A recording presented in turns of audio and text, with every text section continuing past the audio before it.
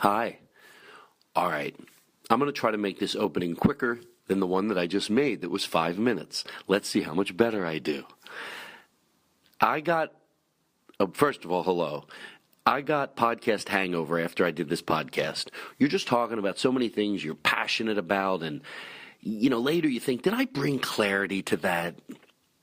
And it's a lot easier for me to drop this episode if I say this. I did not come into this world with opinions, and then I just hold on to them till I drop dead. And I'll be honest, I think that's what a lot of people do. I think they have a theory, and they just hold on to it. Well, my parents did it, so I'll just hold on to it till I die. So even though there's times during the show when I am obviously very, very passionate, I also have the ability, I hope, to be educated later and go, you know what, I might have been wrong about that, or that doesn't have anything to do with that. And it's a constant learning process for me. And that makes it easier for me to drop today's show. There might be something I said, or I compared something to something else, where later I go, ooh, that was. And then there's also things that I know I'll be confident to say I stand my ground on, that, I get it. And time will tell. And that's the great thing about, I've said this before, is that, we all have our opinions, and then time tells sometimes, 5 years, 10 years, you're like, well, I guess I was right, or I guess I was wrong. But I think you're less apt, if that's the right way of saying it, to look back, like, let's say 15 years from now, in horror at your opinions if you do what I said. Instead of just having your opinions that your parents had or you got when you were younger because of the group of friends you hang out with, and just hold on to them. I'm going to hold on to them till I die.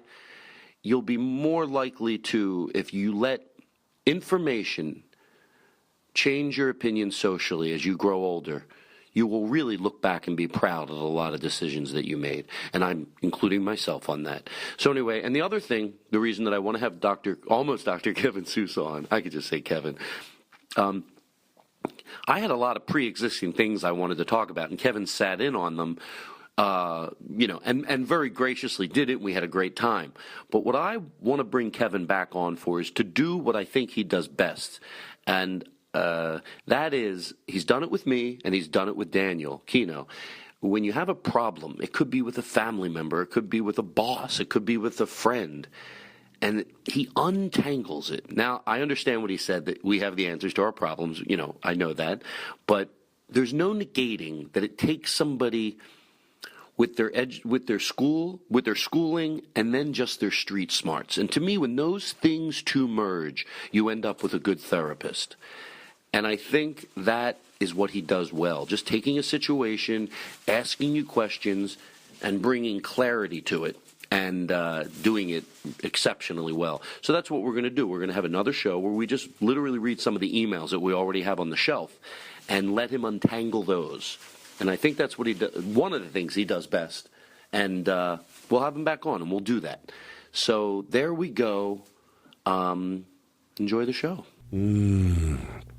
I got a hot cup of coffee. It's all good to go. Eric is here, /nothing. Oh, Rick/Irk. Daniel Kino is to my right. Happy New Year, buddy. Yeah, Happy New Year. Haven't seen you since the holiday break. That's right. And this is our special episode. You even get your own jingle, Kevin. And right across from me is almost Dr. Kevin Sousa. And do you see your name up on that chalkboard over there? Oh, my gosh, yes. You're going to take that and show it to your parents? I'm going to take a picture as soon as we're done here, yeah.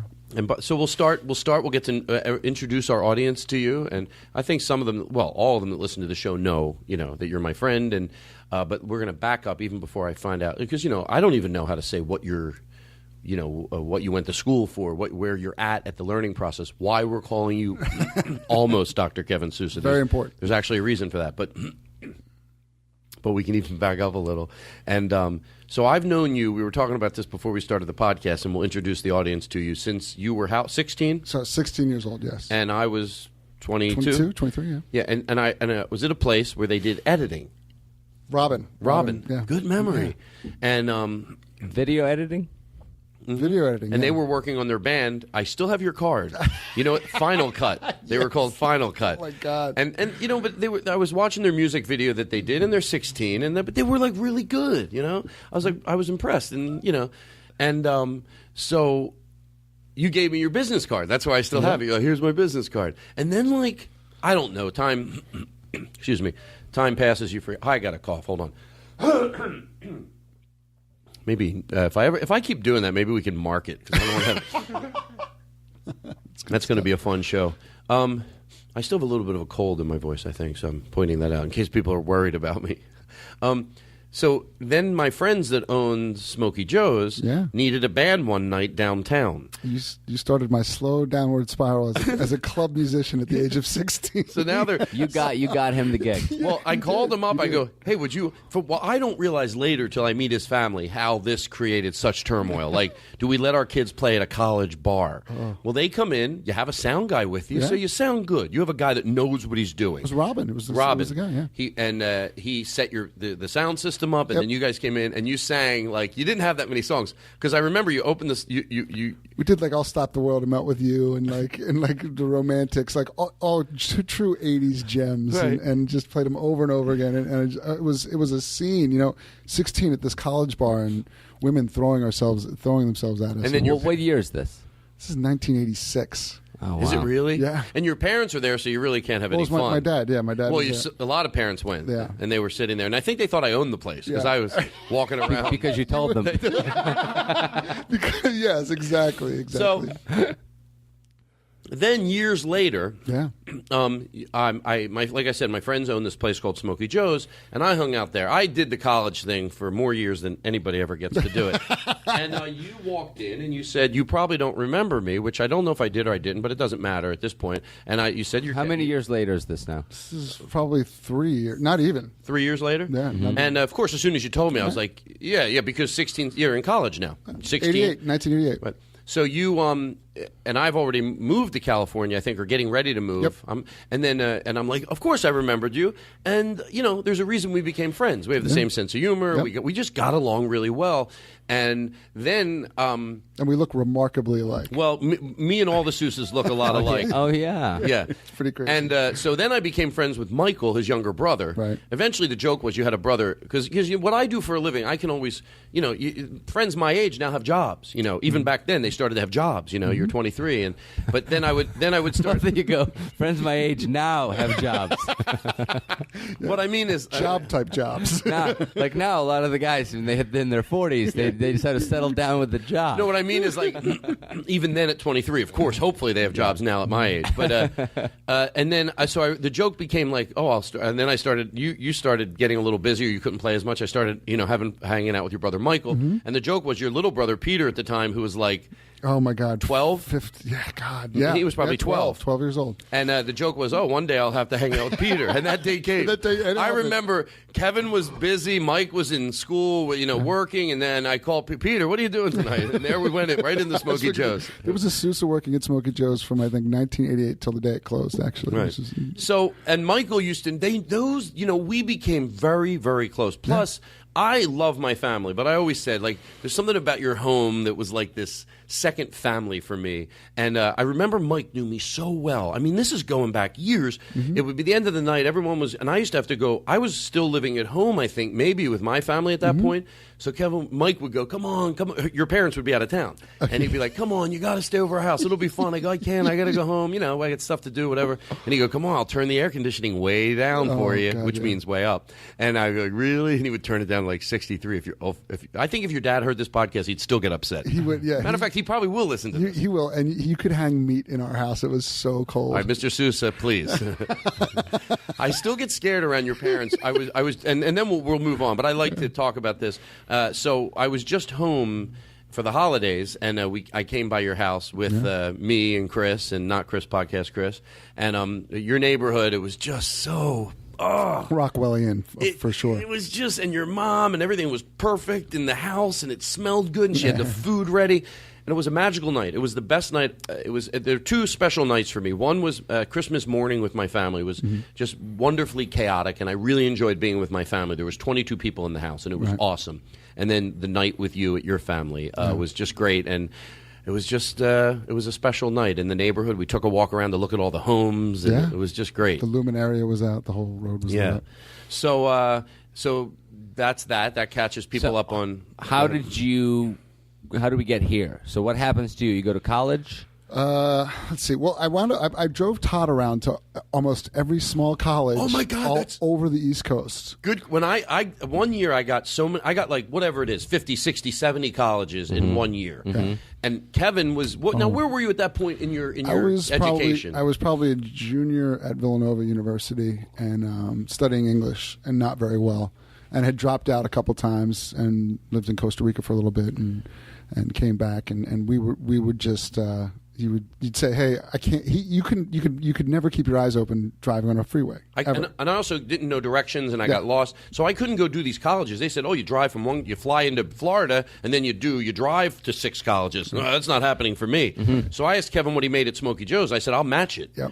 So he did all the driving. It was crazy. He was like a machine. He was like and you smoked pot while you were driving. Of course. Is that okay to talk about that? Sure. Okay. So because you're almost Dr. Kevin Sousa. And I remember the story that I always told was, so we're sitting in the hotel room and an episode of the Brady Bunch comes on where like Queens, Long Island College or something somewhere. Like that. We drove through the night. We got in just in time to do an afternoon show. Yeah. You would sleep and I would do the show. Student center, yeah. So I come back home and I come back into the hotel and the Brady Bunch is on. It's the episode where she got caught sneaking back into the house like Marcia because she was trying to enroll her dad or did enroll her dad Father of the Year. Father of the Year concert. Father of the Year award. Yeah. You write a letter how special your dad is. Well, she was told something she shouldn't be doing that, and they didn't know why she was sneaking into the house, and she got something taken away from her. But then as time went on, the episode is when the parents figured out, what she was doing. Cindy, the youngest. Was it the youngest? Yeah. Anyway, and so I look over and I see Kevin's crying. I thought he was crying. I go, "Are you crying?" No, He goes, you didn't say anything about it. You didn't say anything. Oh, I didn't say anything. He didn't say one word. He came into the room and he saw me in the hotel room and I just kind of was like, "Hey Todd, what's going on?" Like nothing. And that night on stage at some comedy club in Long Island, some college show. Yeah, some college show. He told the audience. He goes, "Kevin, do not lie to me. Do not lie to me right now. Do not lie. When I came back in, you were crying over the Brady Bunch episode," and I was like, "Oh my God." Yes, Todd, I was. Yes. Well, doesn't that say with the different people we are now? Because now you'd say it in a heartbeat. Oh yeah. But I would then openly weep. Right now. It's a healthy thing. But and you admitted it, and I knew you did because I had cried when I saw it. So and then okay, so we're going to jump now really far ahead. Now you're living in California. I live in California. I was working at the House of Blues as a stage manager, and Todd and I we'd always been in touch and kept pretty close, and Todd would come. We would hang out quite a bit, a little bit. Well, it's good having a close friend in California. Now you live in Hermosa Beach. You're married to an awesome. It's nice to like the wife. There was a string of not so great ones. Yes. No, I never had a problem with any of your girlfriends. I know. I never had a problem with any of your your girlfriends. So accepting of all of them. Well, they were nice to me, but Patty I love. Patty I adore. Patty's perfect for you because she's we don't need to get into that, but she's fun and yet she's also responsible. Yes. And the mix was perfect for you. The mix was perfect for you. Is everything okay? Yeah, everything's groovy. Okay. Yeah. Anyway. Was I nodding off there for a second? And what point did you decide to pursue this career? I stopped doing the music thing after a while and started teaching high school. And as I was teaching high school, I was really connecting with the kids and enjoyed that aspect of just connecting with people, And careful with banging. Oh, sorry. That's okay. And then what happened? Oh, so I stopped teaching due to they dropped some funds. I was teaching theater arts and surfing and video production. And what do you? Go ahead. And so I started playing again in the clubs in Hermosa and being in that scene for a while, and that just started getting pretty old, and I decided I didn't want to be on a bar stool playing guitar much anymore, and was in therapy myself, and really did a lot of changing and growth and work in there, more than I ever really wanted to tell you the truth, and found out that, hey, if I can pass this along and do this. If I can change, anybody can. And I really wanted to study how it was that I changed and why I changed. And what was it that I think it's important for the audience to know. My instincts are sometimes to hurry when we're doing a show like this, but I've learned from listening to the shows, take your time. Okay. So for me, I'm saying. Okay. So what exactly, what are you comfortable talking about? Listen, it's been. Okay, talk about your addiction. I was for most of my life, for all of my life, there was always kind of something I knew that was wrong with me, and I couldn't really, whether it was being nervous or just, you saw me. I was just constantly. I never knew with any of the Sousa brothers what was going on. I thought you guys were all. I swear to God, I had no idea. Mike, or what are we safe to talk about? No, not the details, but just. But that, I think it's safe to say that we were all very full of frenetic energy. So let's put it that way. Like we were always up for a good time. Yes, that's why I liked you guys. A lot of people liked us. I remember the time with Mike once in Atlanta, and he was. And by the way, all three boys are doing great right now. Oh yeah, everybody's that's doing why really well. That's why Christmas was. We're going to bounce a little all over here. Very special. Not only that, I've always really adored your parents, and I still look at them as authoritative figures, and I'm learning to be their friend. But my poor parents did. They dealing with all of our issues, I think, was a little bit. There's an old school way of kind of like sweeping things under the rug where it doesn't get communicated or processed, and I think that's a generational gap that's actually being. Kind of dissolved as we speak now because there is more of emphasis on communication and opening up it's always a in good relationships. Thing. Which We're is only a as good sick thing. as our secrets. Exactly. And Take a break. We'll be right back with almost Dr. Kevin Sousa. Wait. Okay, so hold on. Let me get talking about going back to your house. There was the other thing that was very nice there is that we were there. Everybody was in a good place. Everybody was in an open place. I was there with. My friend, yes. if I'm comfortable saying that, in an honest place, and everybody knew, and I think, and then you guys you're all doing great, but was this your first Christmas that since Mark Maron and since it all there? Yes. happened. They always knew about us, but there was not. It wasn't said. Yeah. And again, I'm trying not to bounce all over. I'm starting to sweat. That's what happens when I. So anyway, so we're there with it. There was an honesty, and it was just a wonderful. There's a lot of love with all the stuff that might go on in any family. There's a lot of love between your family. I feel it when I'm around between you and your brothers, and also. It used to be a lot of tension though, and I mean there were Christmases where I would go home and we'd have fistfights out in the driveway about who was not to drive out or go to another bar or go see some undesirable people, shall we say? And I mean this was a really nice Christmas because for the first time everybody was in a different place, and I think everybody was open and honest, and it was just much more relaxing and at ease. And for a lot of years I didn't think that was going to happen. I mean there were periods where I didn't expect to live past 30, so this was all gravy, and a lot of my brothers I think were in the same boat. And what I was going to say to you, and it's again, I'm going all over the place, but you know what? We're gonna come together. This is going to be. I'm very much looking forward to this show. Okay.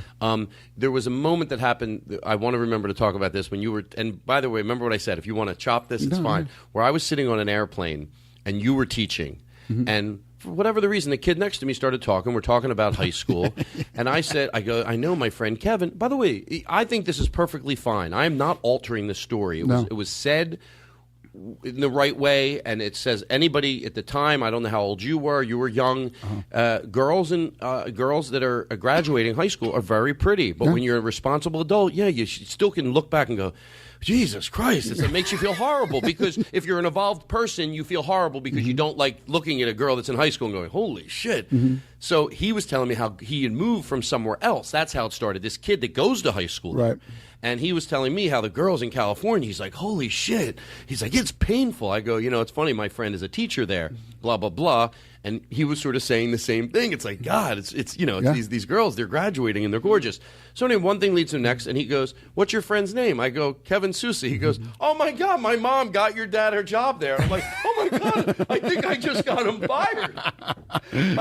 But it was fine. It was, but that I thought it was funny. And then she goes, yeah, you remember who? Oh, I think it was the Jorgensen. I'm not sure who they were, but yeah, no. I mean, I started teaching when I was 30, and to be teaching in that high school at the age of 23, like I couldn't even imagine being, because there's that power dynamic there, that especially if you're an insecure guy and these really attractive, they're almost adults, and they're flexing their femininity and they're flexing their masculinity or whatever, and it can be pretty daunting. And if you're not a well-adjusted individual, I mean, that's why teachers get if they're not doing their work and making sure they're taking care of themselves, then they can get into some trouble. So yeah. So you're saying so you dealt with a lot of your own. What was some of the things you're comfortable talking about? Some of the patterns of behavior. Some of the things you changed. Well, I mean, let's see. I mean, come full circle. Basically, when I was a functioning, if there is such a thing, alcoholic and drug addict all through. I was teaching and I was at school. I mean, there would be nights out in Hollywood where I would come straight into teaching. And I had a couple of the cohorts there that, it's pretty intense. We would still be up from a couple of days and teaching class the next day. And the kids loved us. And I say this not to sound cool, but it's kind of embarrassing to say. But at the time, it was just like, we're with these kids that are 17, 18 years old, and I'm teaching a vocational either theater arts, and it was pretty intense, and I don't know. Is that the answer you're looking for? And also I think it's good. I asked you. You said there were some people. You're honest about this, and I think your honesty to this will lead you to help people that are going through the same thing. Honestly, I don't know when honesty ever got anybody. It's always a good thing. So when you're dealing with people that you're counseling. So let's go to this real quick. You're the reason we call you almost Dr. Kevin Sousa is because you're what are your right now? I'm a marriage and family therapist intern working under a supervisor in Hermosa Beach, the Playa Counseling Center, and I'm halfway done my coursework of getting a PhD in depth psychotherapy from Pacifica Graduate Institute. I'm a PhD candidate there, and you got to be very careful ethically about what you're calling yourself and what you're presenting. And, I can't really call myself a therapist. I'm an intern. So I'm almost less than 1,000 hours before I sit for the marriage and family therapist exam. But I am seeing clients actively. I have a pretty big caseload right now. And really love the work, and it's just been. Do you find it as rewarding as you thought it was going to be when you went into it, or is it a little bit more than you bargained for? At times, yes, both. I mean, it is amazing how what this profession does and is, and how it affects people and yourself. And I think the biggest thing with therapists is in finding a good one for people that are looking for therapists out there. You need to find a therapist that does their own work, and don't be afraid to ask them if they're in therapy themselves, because.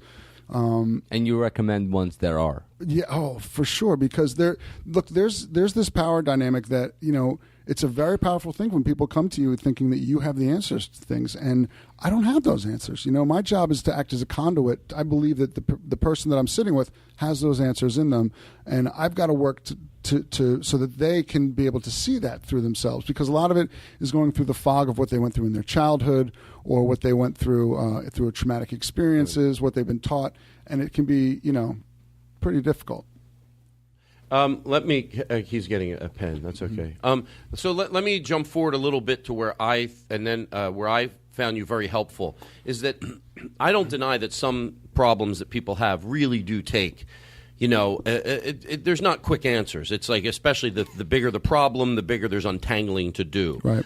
But where I think some people are, I think they think therapy is hocus pocus, is because you see someone sitting in therapy. Maybe it's not that they were molested when they were younger, or they went through drug problems, just maybe topical problems, but there's no answers. What are they doing in there? Mm-hmm. But I am the first to say, and by the way, I like saying this because I'm not in therapy every week. I went for 1.5 years once in a relationship, and then I didn't go to therapy for 5 years. I had some trouble with my mom and my brothers after my dad died, and there was some dynamic. We went for 4 visits. I love Dr. Ebert. He goes, you know what? I think you guys, I don't need to see you for another year. He's like, it was a topical problem, but we fixed it. And you see, I've seen therapy do wonderful things. Mm-hmm. I like therapy when they give their opinion. I like when they, but I know you have to ask for what you like. Mm-hmm. Where you really helped me, and as we progress to move on with the show here, I don't know why I just said that, is that when I was, you've been really helpful. Oh, thanks. Very, very helpful. And a lot of times it's just you unravel something. And I listen to you even because one time you were trying to help me and I felt, no, he doesn't get it. And I thought, Todd, it doesn't mean he knows everything. Mm-hmm. But if I'm a gambling man, I'm going to take my own advice. Just shut the fuck up and try to understand where he's coming from. Mm-hmm. Most of the times it happened instantly. I'd talk to you for 5 minutes and I'd be like, oh, God, I'm glad I talked to you. But when I was getting ready to go on the Marc Maron show, one day I'll I guess I could say go on the Marc Maron show, and go on the Marc Maron show. They'll go on the Marc Maron show and come out of the closet. So I called you. Well, we had talked about. I think it's important that your audience knows. Like, this was something that we talked about for a very long time before it actually happened. Well, I forgot that you were one of the first people that ever told. It was hard for me to go home because I wasn't coming to your parents' house for Christmas anymore or Thanksgiving. I would go to my parents, and then it would always be go to your house because we do Christmas morning. And when my friend, I don't know if we have to edit out the first 2 times I said his name, but I don't think it matters. It was coming with me. I was embarrassed to go because it's like, come on, here's Todd's friend. And I told you. I remember where I was. Where were you? I was in my house in Manhattan Beach, up on the hill. I remember being in the kitchen and you saying, Kevin, I need to tell you something. And I knew exactly what I knew. I'd been waiting for the day for a very long time because I think I think you'd been trying to tell me and a lot of your close friends for a very long time.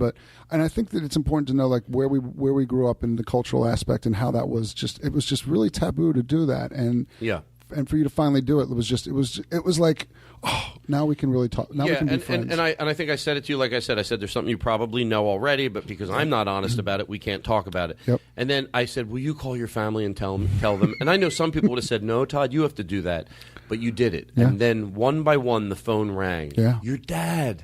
Yep. Your dad. That makes me like My grandmother loved you. So, God rest her soul. She died. She's the same thing, and she knew. Your dad called. Your mom called. Peter called. Michael called. How many? When was this? This was probably 1998. Yeah, and everyone was like, you just we don't care, but for your dad, like to pick up that phone and do that because I know that, some people, including me, sometimes it's hard to like. You might not give a shit, but can you express it? Yeah. He got on the phone and it was like, oh, it was like. Whew. And then Mike asked me a question. I remember the next day he goes like, "Can we still make jokes?" I'm like, "Of course." That's what's going to be the beauty of this. And because of all the bits we have between a lifetime of it. Life now we can add that to doing a bit, and the bits just flowed out. Yeah. Mike would always act like if he came out of the bathroom, like he'd be like, "Todd, now this isn't getting you excited, is it?"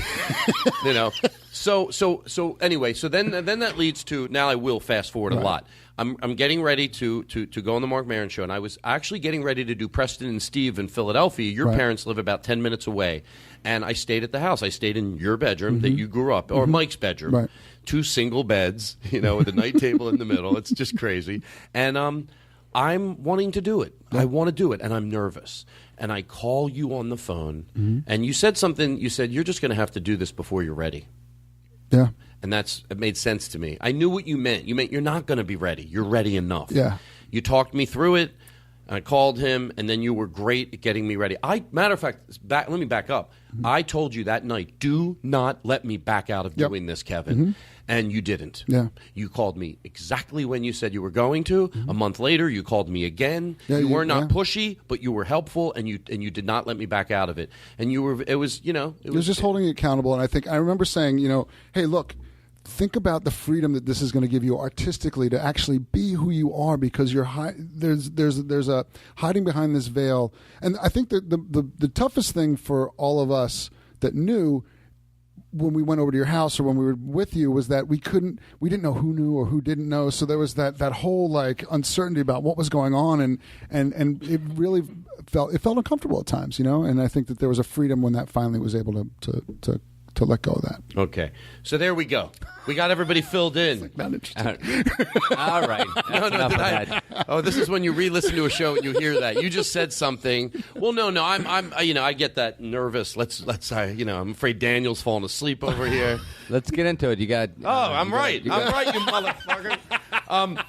Okay. I just want to talk to Kevin about my problem. Yeah, I know you do. But come on, we got to bring now they know him. Now we're introducing him, hopefully, to do other shows. Can I just backtrack a little bit? I just want everybody to know, because we kind of glossed over this with me looking at high school girls and then being a drug addict. Why don't we take that? Well, no. That's all fine and good. I just want people, that the reason that I really became a therapist and what happened was and I did my thesis about this was I was sitting with a client and he was talking about how he wasn't working at program and not going to certain meetings. And I said, dude, you've got to get your act together and blah, blah, blah. And I said, dude, what are you doing? You can't help people unless you look at yourself and get your issues handled. So you got to be a clean slate, right? And so you got to get better. And so I started taking steps to get sober, and that was the turning point in my life where I really took this seriously, and not only decided to finish my master's, but to pursue a PhD so that I can really, really help people. And like I was saying earlier, you better find a therapist that does their own work, because you're only going to get as good as your therapist does. Do you know what I'm saying? Yeah, well, that's like, I think me and Jimmy Dore once talked about, would you go to a therapist with a toupee? And I know that's because, well, I don't know how comfortable he is in his own skin. He might not be able to help you. No, and I think that's a beautiful analogy, you know, and it's like, because you better find somebody because here's the thing is that I could have stayed out and using, but at some point my clients would have passed me by, right? Like they would have gotten to a point where they've grown enough where like all of a sudden it's like, I'm out of here, you know, and then you'd have to refer them out. I don't want to be that therapist. I want to be somebody that can be with the person and walk through everything, you know, and I can't take somebody through something that I haven't been through. So right. How inauthentic and something that's out of your reach emotionally. Exactly. And to do your work and go into the shadow side of yourself, which we'll talk about, I think, later on. I'm going to give myself 5 more minutes with the gay talk, okay, and then we're going to move forward. Daniel, before the show, he said, ease up on the gay talk. Here, I want to acknowledge this.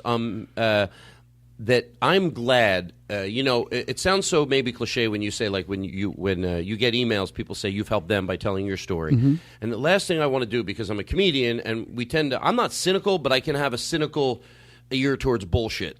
When I tell you that it works both ways, I swear that comes from my heart. That if I'm helping someone, yeah, obviously that makes me feel good. But when they send you an email, when you get an email from a young person or an old person, I always say young people because it always reminds me how brilliant young people are. Yeah.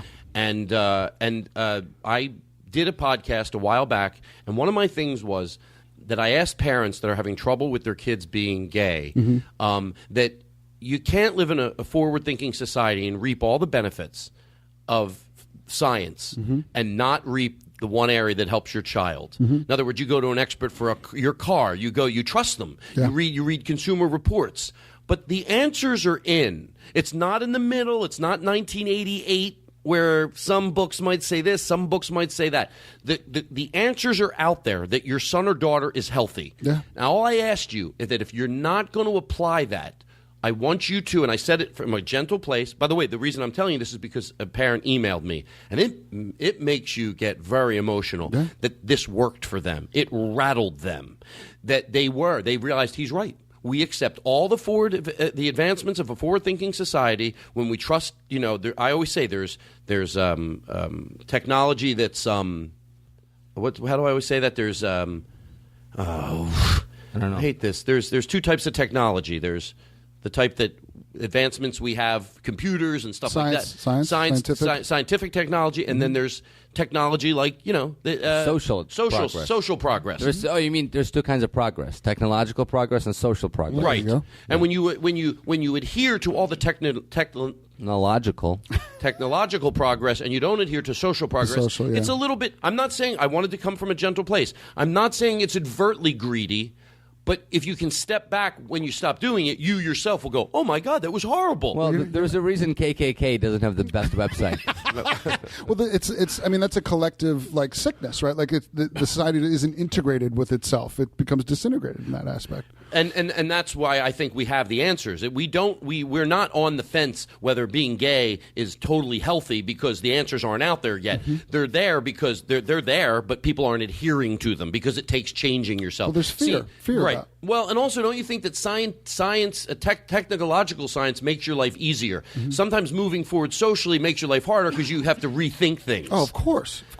But you told me so I said that, and I also said, if you're not going to rattle yourself out of this, you have to look at it like when you see someone that has a drug problem, right? Because that's why they have interventions. Because one person can tell you have a drug problem and you'll diffuse it, but when 8 people sit around you and tell you have a drug problem, and I go, if you're making your child live this life, when the answers are there, you could, just like you bring your Volvo to a service place or your refrigerator, you don't try to guess what's wrong with your refrigerator. And I said, have the decency to do that for your child. Go to a therapist.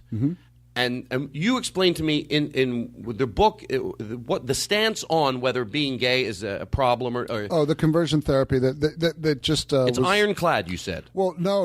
Well, actually, it's funny. It's being challenged by a lot of conservative groups in New Jersey. It looks like it's going to go to the Supreme Court, and New Jersey just overturned it again. That they're going to open it up and look at it again. They're saying it's a freedom issue as to whether.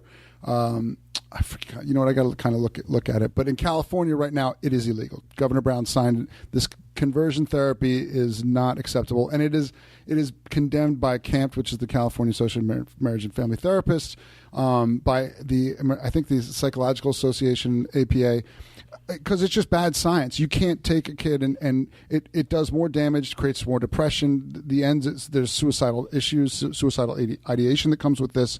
It's a scary thing that when you're trying to be deprogrammed for who you are. Like imagine if you came in and Well, if you flip it, child services would come in. For sure. If you flipped it and there was we've said this on the show, if there was a parent... if there was a homosexual therapist like trying to convert a kid to homosexuality, a straight therapist, it would be unbelievable, right. So anyway, so the letter from that parent, which I won't say their name, it made me, and I know they listened to the show, and I want to let them know it did not fall on deaf ears. The email that they started looking at their own life and going, he's right. We are taking all the advancements of a forward-thinking society, except where it would benefit our child to make his life breathe easier. And also somebody else, Brad Lehman said something. He said it's funny that people, not all people, but some religious nuts wouldn't look at it as when there's people that are gay, that it's if they do believe in God, that it might be his way of dealing with overpopulation. It's funny, like it's one way it could work to them. Go, they say that God works in mysterious ways. Evolution. Wait, did they just throw evolution into that? No, I'm confused. No, well, I'm saying that so that would be. Look, I don't want to spin this too crazily, but that would mean that they would believe in evolution, which is going anathema to what everything that a very conservative religious person would believe in. But that would require them to be consistent. Something religious people have a problem with. Yeah, that's that. Not all, by the way. We're talking about people. Boom, boom. No, and by the way, and I found that during this show or just arguing with people after shows, I find that people like Buddhists. If you say something that's, offensive, not offensive, but if you misqualify something about their religion, very rarely do they get aggressive with an email. How dare you? It's always a Christian who goes, not all Christians, some of us, and then, you know what I mean? Like a Buddhist or a more enlightened teaching. They always let that go. Yeah, well, and again, I don't want to turn it into a religious discussion, but I would. It's always easy for me. This is the last question in this area, I think. This guy, I don't have to say his last name, Paul, I don't know if he even cares, but he says he always gets into arguments at work whether being gay is a choice, which, by the way, after many years, I can't believe I even finally thought, wait a second. Even if it is a choice, who gives a shit? Like, we've always been thinking if we could only prove that it's not a choice, which I get why that's important. Be careful with why that's important to prove it's not a choice. Because what you're saying is... This is America. We're free to do whatever we want. We're free to do whatever we want. But if it's not a choice, it even makes it a little worse. It's like it's not a choice. But I think it's cleaner to go, who cares if it is? But is there... That's the question that this guy, Paul, is asking. Is there any answer he could give? Or is it just... And if there's no answer, If there's a choice... I mean, it's a choice to say, like, your blood type. Like, I don't want to be O positive. I want to be AB or A negative. I mean, there isn't... Where does that conversation go? Like, Todd, role play with me, right? Okay. I'm the guy... Like, you're the guy who thinks... You're the anti-gay rights guy at the office. And you're going... It's... right? I go, people are born that way. And then you would say... it's a choice. You would say, no, it's a choice they make, No, right? no, it's a choice. Okay, it's a choice. What does it matter to you? Well, you're right. That might bypass it. So, okay, you're right. Let's go. For what it's worth, it is a choice. It is a choice. What difference does that make to you? Why do you care? Well, you might have just answered the question. Yeah. You get to the meat of it by just going, you know what? I don't know if it is or it isn't. I tell you, you could even say to someone, I don't think it is a choice. But you know what? I like to clean, my expression, clean discussions up. So, Paul, maybe the answer is to don't even say what I just said. Make it cleaner. Go, I actually agree with you. I think it is a choice. And then go, and what's the problem that they've chosen that? Why do you care? There you go. That's how God deletes emails. By the way, I think I said this jokingly. A lot of times I'll say something that's off the podcast. Can you fix your microphone? Yeah, I'll say things off the podcast. The windscreen. The windscreen. The windscreen? Okay. For the people listening. I always say for the people listening, but hey, I'm into order. I get it. Daniel wanted my windscreen fixed. On my microphone, it was tilted, and somebody else would go, relax. I get it. Yeah. I would rather you sit up a little straighter, but I didn't want to say anything. I'm kidding. Eric, thanks for laughing. Anyway, Irk.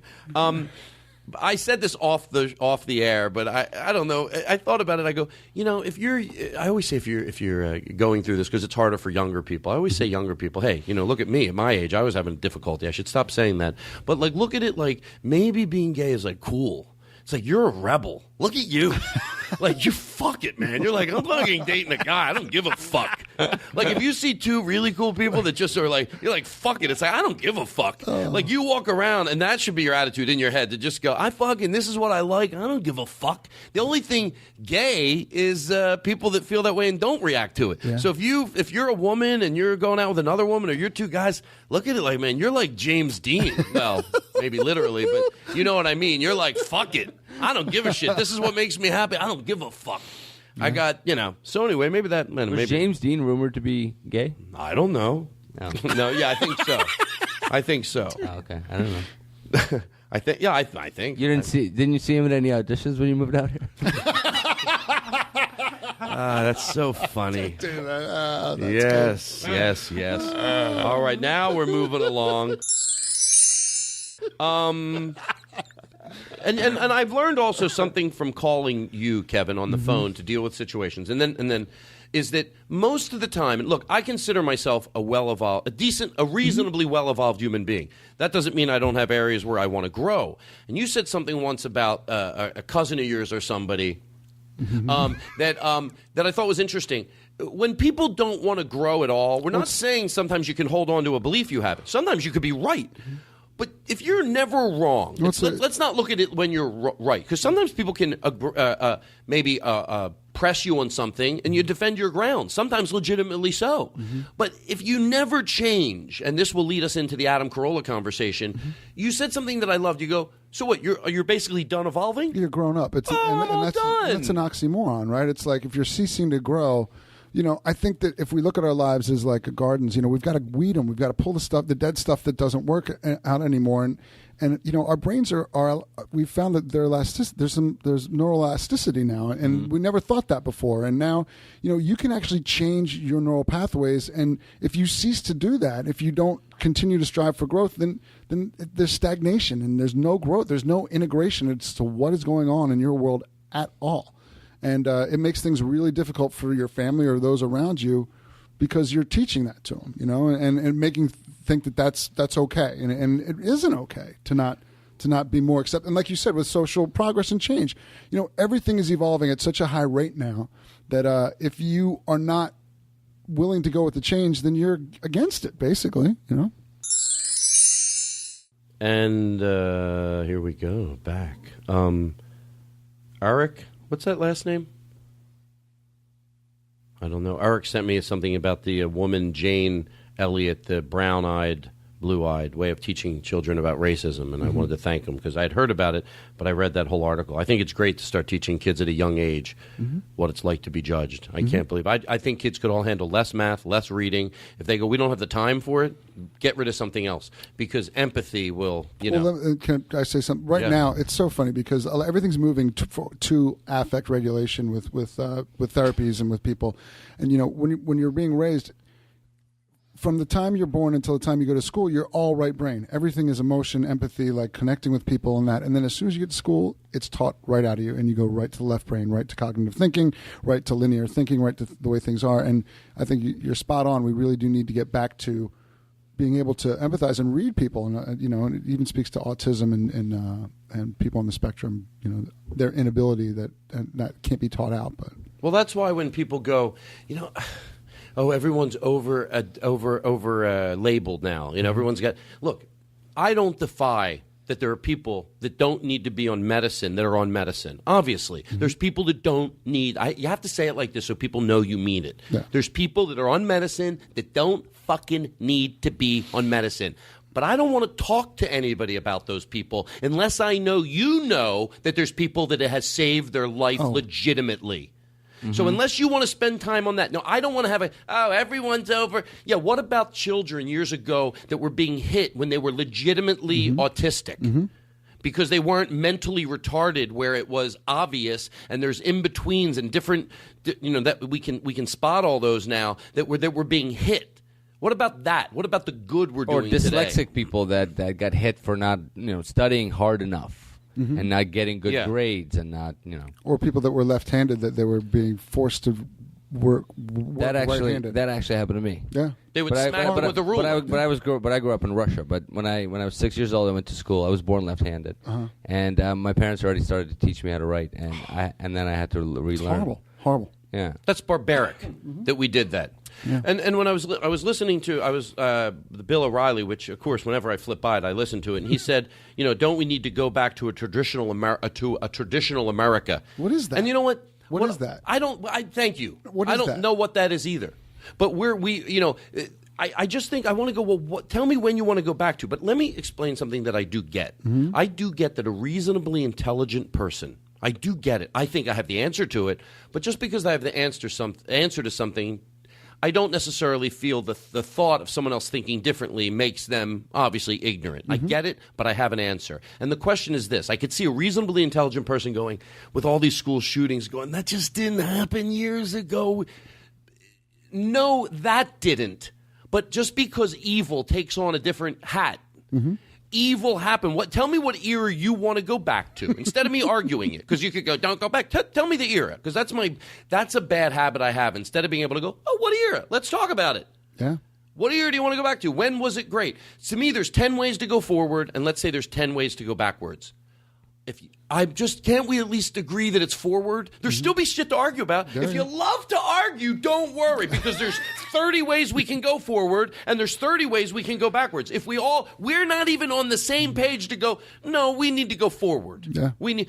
And so when a school shooting like that happens, I do get it. I do get there's people going, that didn't happen a long time ago, Todd. In all fairness, come on, help me with that, because it makes me think something is going wrong with the world. And what I think it is, we've mind-fucked so many people that it's coming to, people are starting to realize that they don't have to put up with it. That there's a lot of anger, there's a lot of frustration, and there were bad things that happened back then. I've said it a million times. The Holocaust. Well, we laugh because it's so ridiculously true. Yeah, right. And let's not even make this a religious discussion, because but the molestations that went on in the Catholic Church, sure, that happened. When do you want to go back to? The world that you say let's go back to, I would imagine it was in the period when there were a lot of children getting molested, because they had respect for their authority. But at least kids had respect for their authority back then. Yeah, so much respect they were scared to be told that an adult was fucking them. Yeah. And I use vulgarness to make my point. Do you want to go back to that? Where kids have so much respect for authority that they're afraid to come forward and go, an adult is molesting me. Yeah. So I don't know when they want to go back to. And we had a lot of bad things. Our answers are ahead of us. I think they want to go back to a time when nobody messed with white middle-class America is what they're talking about. Well, I think you're exactly right. And I think that the problem is the that status quo. Yes, and our country is evolving in so many ways. You have to look at the cultural and ethnic ethnicities that are in our country right now, and how that's changing the role of what's customary now and things that are accepted. And this integration that's going on, and they just want to stay disintegrated from it. It's easier. It's easier when there's a hierarchy, because the higher person. Sure, I could see why a white, what I say kiddingly, a white fat guy would want to go back to those days. It was easier for you. You were in charge, but it wasn't easy for the rest of the world. No, it was not. And even though I agree with everything we're saying, and I'm on board, but there are still holes. There are still answers. Could you account for these poor school performances in this country in recent years? I mean, or decades, or how do we account? I don't mean it like a confrontational. How do we account for that? Or was the overachievers of the past era a myth, where our school's never that great, and now it's being more highlighted? I think that there were more resources. I think that there were more resources and things when you were growing up back then, where even when people were poor, there was a stay-at-home mom for some, whereas today funds are being diverted where they need to be diverted because they're being by the people, the upper socioeconomic levels. They send it to where they need it, and there's no lobbyists for poor people. Right. Nobody's lobbying for poor people, but they're called community organizers and they get shunned. And, Obama was teachers called. Teachers get vilified. Yeah, they get vilified. And the unions. And yes, there are aspects of a union that make things a little difficult in schools, but there's some really good parts about them as well. Teachers do need to be held accountable for their students. And I think sometimes this is a weird analogy, but I'm going to go for it. Mm-hmm. That no matter what, even if it's confusing to you, even if, like you just said, Daniel, agree with me, but, aren't there some things we don't always know the answers, but I'm telling you, it doesn't I know the answer for over-medicating kids. It's money in healthcare. Oh, big pharma is really... The fact that we have healthcare for profit in America is a giant problem. Healthcare as a commodity is not is not very helpful. And even in my field, they're looking for evidence-based theories that work. So they want you in therapy for 2 to 6 months, year tops, and then you got to get out. When bottom line is that it can really help be beneficial going every week for as long as you need to go, And if not, they throw a pill at it. The worst is when people go to psychiatrists, get a pill, and then don't talk to anybody about what's going on and think that the pill is the answer. Mm-hmm. That's when. But here's when it goes back to at least the gray area. When we go, back then weren't moms because they weren't happy, Valium and alcohol, and The drugs it just switches. It's like there in half a second. We put that at least into a gray area because if we weren't talking it from the angle we are, everybody else is just saying go on with the medications and the medications. Yeah, the medications have changed, but people will gilk. Mm-hmm. What do you think you were doing? They're cleaner. The medications, the Valium now that they're taking now is cleaner and it's stronger and it's more efficient. They're more. The opiates are gnarly that are in everybody's medicine cabinets right now. And I'm not defending that the new medicine's better medicine or not. Cabinets, dry pockets. Yeah. I'm not defending that the new medicine, I'm saying at least the new medicines are better or worse. I'm saying people were medicating themselves back then. I won't go back to a time in a delusional way when someone goes, yeah, there wasn't the medicines there are now, but there was alcohol and plenty of people were drinking to self-medicate themselves. Or other problems, other drugs like high speed type drugs like Adderall or just antidepressants. I think all of that is fine as long as it's being accompanied by a professional. Yes, and you're talking to somebody. Mm-hmm. Well, if you want to, but we go back, and Kevin, this is where I think you'll be able to shed a lot of light on this. When I see the average person who brings children into this world, how they do it, that we still have a place where you could bring, and you know what, I relate to sometimes when it hits something to do with the gay issue. Mm-hmm. It resonates with me, of course, but I know there's a million other things too. Mm-hmm. But when I see the world, there's crazy people in the school shootings, to me there's this part of me that says, of course, we still have a place where you could drive a child to, and they will mind fuck him. Mm-hmm. We mind fuck our children. We don't mind fuck our children. Nothing like passion and bad diction together. But that's crazy. That makes me so mad that I can't sit at this fucking table because of a group of people. There's a group of people that make me not be able to say this in 2012. Yeah. I can't say this. Mm-hmm. God, remember when you used to have a place where you could bring your children to and they would mind fuck them to be straight? Because there's a group of people that still fight that's okay. Well, I'm surprised there isn't more shit going on in the world. Yeah. So we don't need to go backwards. And I will use Chris Rock's joke about where the world is because of Obama. He said, it's like a spring cleaning. That, it's like, things get bad sometimes before they get worse. Mm-hmm. I'm not negating that there has to be a parent at home in a lot of situations. But if at the end of the road, if we clean this up, we will have figured out that it doesn't necessarily have to be the mom. Mm-hmm. So if that's what comes out of it, look at even the energy that is spent on what you're talking about, and then a kid like the shooter in Newtown goes on that where the resources should be going, where all this energy that you just so aptly said, it needs to be going towards mental health issues, right? I agree. And that's the problem right now with this country is that our priorities are all out of whack. that we're worried about what other people are doing. And the same party is so worried, is speaking about freedom and personal rights, and yet in people's faces about what they're doing in the bedroom, what they're doing with their kid. It just doesn't jibe here. It does, and I think it goes back to what the original thing is, that there's a longing for the good old days, that A, we're not so good, right? And B, it goes back to they really want that hierarchy back again, and they're grasping at something. To bring this full circle, they're grown up. They've ceased to grow. They don't want to grow anymore. They actually want to reverse back to the way things were, as opposed to looking forward. Because looking forward means that they're losing power. They're losing control. And I think that we have to look at this collectively to treat individuals, because this is what shapes control. Our society. It is all about control. It is all about control. And this is what shapes our society, and we don't look at the collective enough. And I think even as therapists, we have to look at, like I said, the multicultural aspect of the society that we live in and what's being shaped from the music, from the art, from the culture, from the political beliefs, the socioeconomic things that are going on in this country, and really take a hard look and say, what matters to us? Like, where do we want this country to go? Because it really is, this is the fall of Rome right now.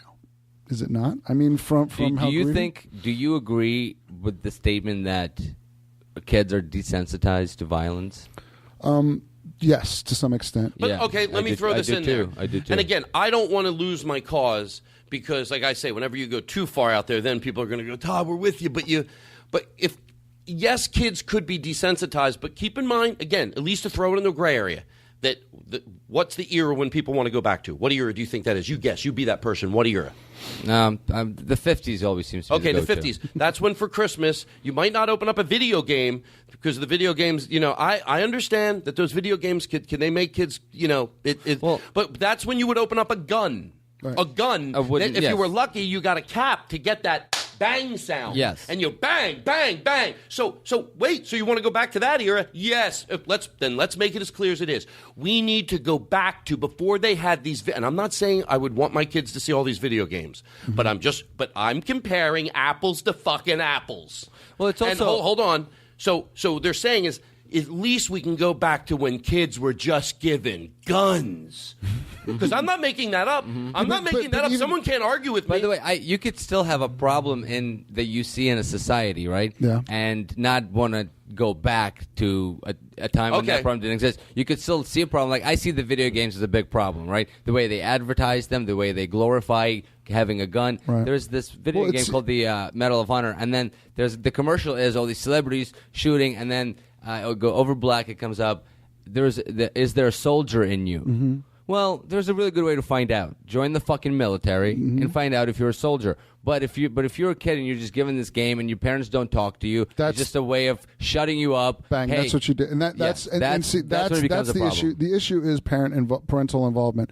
And, the issue is kids that play these games and then go hurt animals and then don't have empathy. That's where no one catches it, and nobody catches it. See, that's where it starts to go sideways. I think whereas before you were just plopped in front of a TV, and if you want to go to the 50s, it was what Howdy Doody and the Leave It to Beaver and all that stuff, and back then people were, well, you're not spending enough time with your kids, and it's all about balance and whether the parents are actively knowing what your kids are watching or know what they're doing, because some of those games, they said they're first-person shooter games, they're just as intense as the ones that the military uses for actual training. I guess what I'm always scared of, that whatever it always seems like what the problem is, and it goes deeper. It runs deeper. Right. When we pass by, it 50 years, we go, oh, that wasn't the problem. People thought Elvis's, showing his crotch was the demise of the world. So I'm thinking, I don't want to make that mistake again. Well, here's the thing: is that we as a society, and this goes all the way down to individuals. People don't want to feel pain. They don't want to feel bad about themselves. And so they don't want to look at that shadow aspect of why are the kids playing these games? Why are they wanting to kill? Why is it, what primitively about these animalistic, like look at, there's that genetics and who we are in the evolutionary process and the base desires and needs that we have that if they're not funneled properly, if they're not talked about, if they're just let to run amok, parents don't say, hey, wow, this is a really aggressive game. What's going on?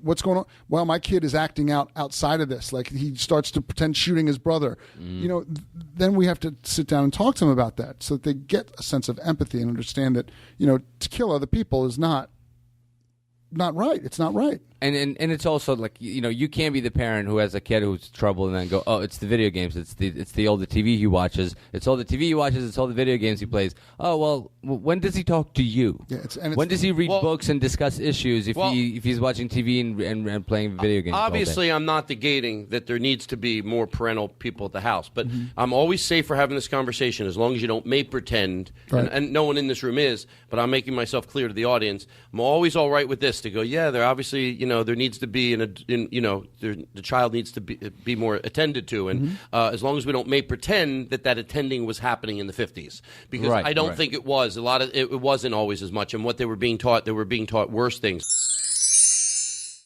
Somebody wrote me a letter that said I always ask people to be open-minded, but then that I'm not open-minded when it comes to certain aspects of religion. Now, I've said many times on the show that if there's an organized religion that preaches nothing but love, and that's where you go to, obviously I don't have a problem with that. But for people that go to an organization that they adhere to beliefs they don't agree with, if you go to a church and they don't think that, and you think gay kids could be taught not to be gay, and you go to that church, that doesn't really get me that frustrated. But if you go, oh my God, no, you can't teach a child not to be gay, and your church believes it, yes, I have a problem with those people. Yeah.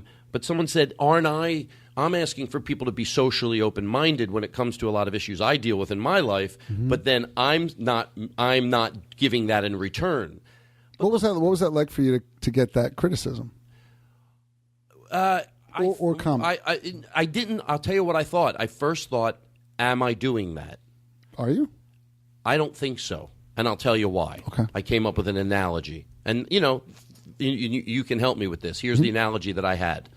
There's still a right and a wrong, and only time will tell. So now we agree to disagree, and then in time we don't. But if I was asking, let's say it was another issue back in, let's say we're dealing with it when interracial marriaging, and I'm sitting here going, no, interracial marriages, who cares if people find each other and they love each other? You're out of your goddamn mind if interracial marriages, you think that's wrong. Now, and somebody goes, Todd, I think interracial marriages is wrong. You want me to accept you for being gay, but here you're saying you can't respect it in interracial marriages. It's not my thing. No. Do you understand what I'm saying? No, you're wrong about both. How's that, motherfucker? Because let me tell you something. Is it open? Do we agree to disagree that interracial marriages? Can someone say, I think interracial marriaging is wrong. You think it's right. Why can't we agree to disagree? Why can't we on this? Defend the other party here, hypothetically. Well, I think interracial marriages is wrong. I just think it's wrong. Right. And I'm not prejudiced, and I'm tired of people telling me I'm prejudiced. I just think people have different backgrounds, and I think interracial marriages are wrong. Well, then, again, we go back to the evolution of, like, social norms and societal norms here. It's like it's going to take some time. You can't rush these things, right? You can't force people to crush a belief system in like a come to Jesus or a come to Allah or whatever it is moment. It's got to go down evolution. It's got to evolve. Their position has to evolve. So yes, so you slowly start to like put chinks in the armor of how that goes on. You keep showing them like love. You talk about love. You talk about the loving aspect of that. And I think it goes back to the religion thing is that we need to look at the preachers and the people that teach about love, teach about tolerance, acceptance, understanding. Because that's where the answers to all these problems are going to come down to. Is that? No, that makes sense. Well, we're talking about the churches that look. I've said it, but for you, I haven't. You haven't heard the show, but I'm talking about the churches that obviously no one's going to defy that the church teaches. That you could read parts of Scripture and it's beautiful and it's brilliant. But we're talking about the part that's not. The church. The fact that the Catholic Church still, look, we're going to live to see the day where it's torture. Well, the Catholic Church still believes, and if in this room, if anyone doesn't agree with that, they need to speak up right now. But I'm not playing with words. If you think I'm playing with words, whoever does, stop me right now. If you think I'm playing with words, the Catholic Church believes in torturing children, unless you don't think taking a gay child and telling him that that's not normal isn't torture. Who in here and talk to me and I will listen. Is that torture or is that not torture? It's not right. It's not right. Well, let me play dumb. Why isn't it right? My kid is gay, and I think the church I think they could help him, and I agree. I disagree with you. Why is that torture, Kevin? My son's gay. Well, look, I think when you use words like torture, you're inciting. This is what I'm saying, Todd. Like your passion. But let me ask you. Hold on. I'm going to interrupt you, and then I swear I'll shut the fuck up. Okay. What is it? And then I'm going to get the answer by asking you a question. When you take a kid that isn't gay, and then you try to make him have gay sex, or you tell him he'll be thrown out of the house unless he at least tries it, go to this place that'll make you gay. What's that called? And then I'll have my answer for what it is the other way. It's abusive. So it's abusive. So we still there are still churches in this world that believe in abusive. Yes, abuse. Of course, but Todd, I think that they think that people that don't believe in organized religion are hurting them when they are hurting themselves more than anybody else. The fact that people aren't in the religious groups going, stop this, it's making our organization look archaic. Religious people, which I get it, there's people out there, they should be on every. What the fuck are we doing?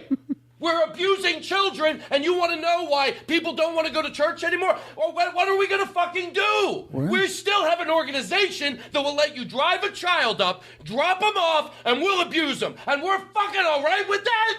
No, we shouldn't be. We shouldn't be all right with it.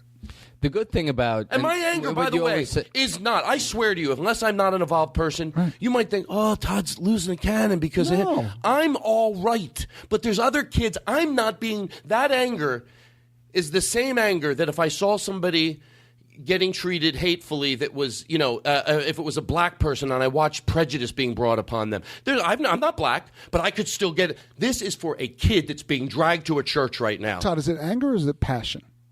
I think it's passion. And don't get me wrong, you could ask me another question. I'll be, it's fucking anger. Yeah, no. But it's passion to think that we want to know why the world's collapsing. Ask we him want to know about the duvets at the Marriott. That's all anger. We want to know why the world's collapsing. We want to know why the everything's messed up. But to me, on that alone, that we can't, that they, and I have a funny way of saying it. They won't fucking let me say that remember when, because they're holding on to that it's still okay. Okay, but here, fucking amazing. Here's what I think that, and I'm going to talk to you a little bit how you treat a client, right? Like when you treat a client and they slowly begin to understand the truth, you can't just break down the wall. This is why therapy takes time, right? Like you can't just tell somebody a truth that you know and Daniel, like we all know, right? Say we all know that is a red curtain right there, right? And you're like, it's blue, it's blue, it's blue. All right. When you finally see that it is red, if you're brought to that decision too quickly, you're going to have a traumatic experience. So why don't you let people do that when? By the way, I'm not arguing. Sometimes me asking a question helps me get the answer. Right. Why do you make lines when you have to report them? Why don't you go slow with the person that's the other person, like the person? I get it because societally we're still on the fence about where we are. Here's the thing. Do you understand my question? You can't bring people up to speed so quickly. So when someone, let's say you had a person that was straight. A gay couple, and they're, I want to make the analogy clean, because most people that want their kids to be straight, they don't make them have sex. So let's make the analogy clean. You're a gay couple. You're amplifying. Yeah, you want your kid to be gay because you're gay, and maybe you say he'll get cut out of the will and just at least try being gay. Let's say that couple's coming into you.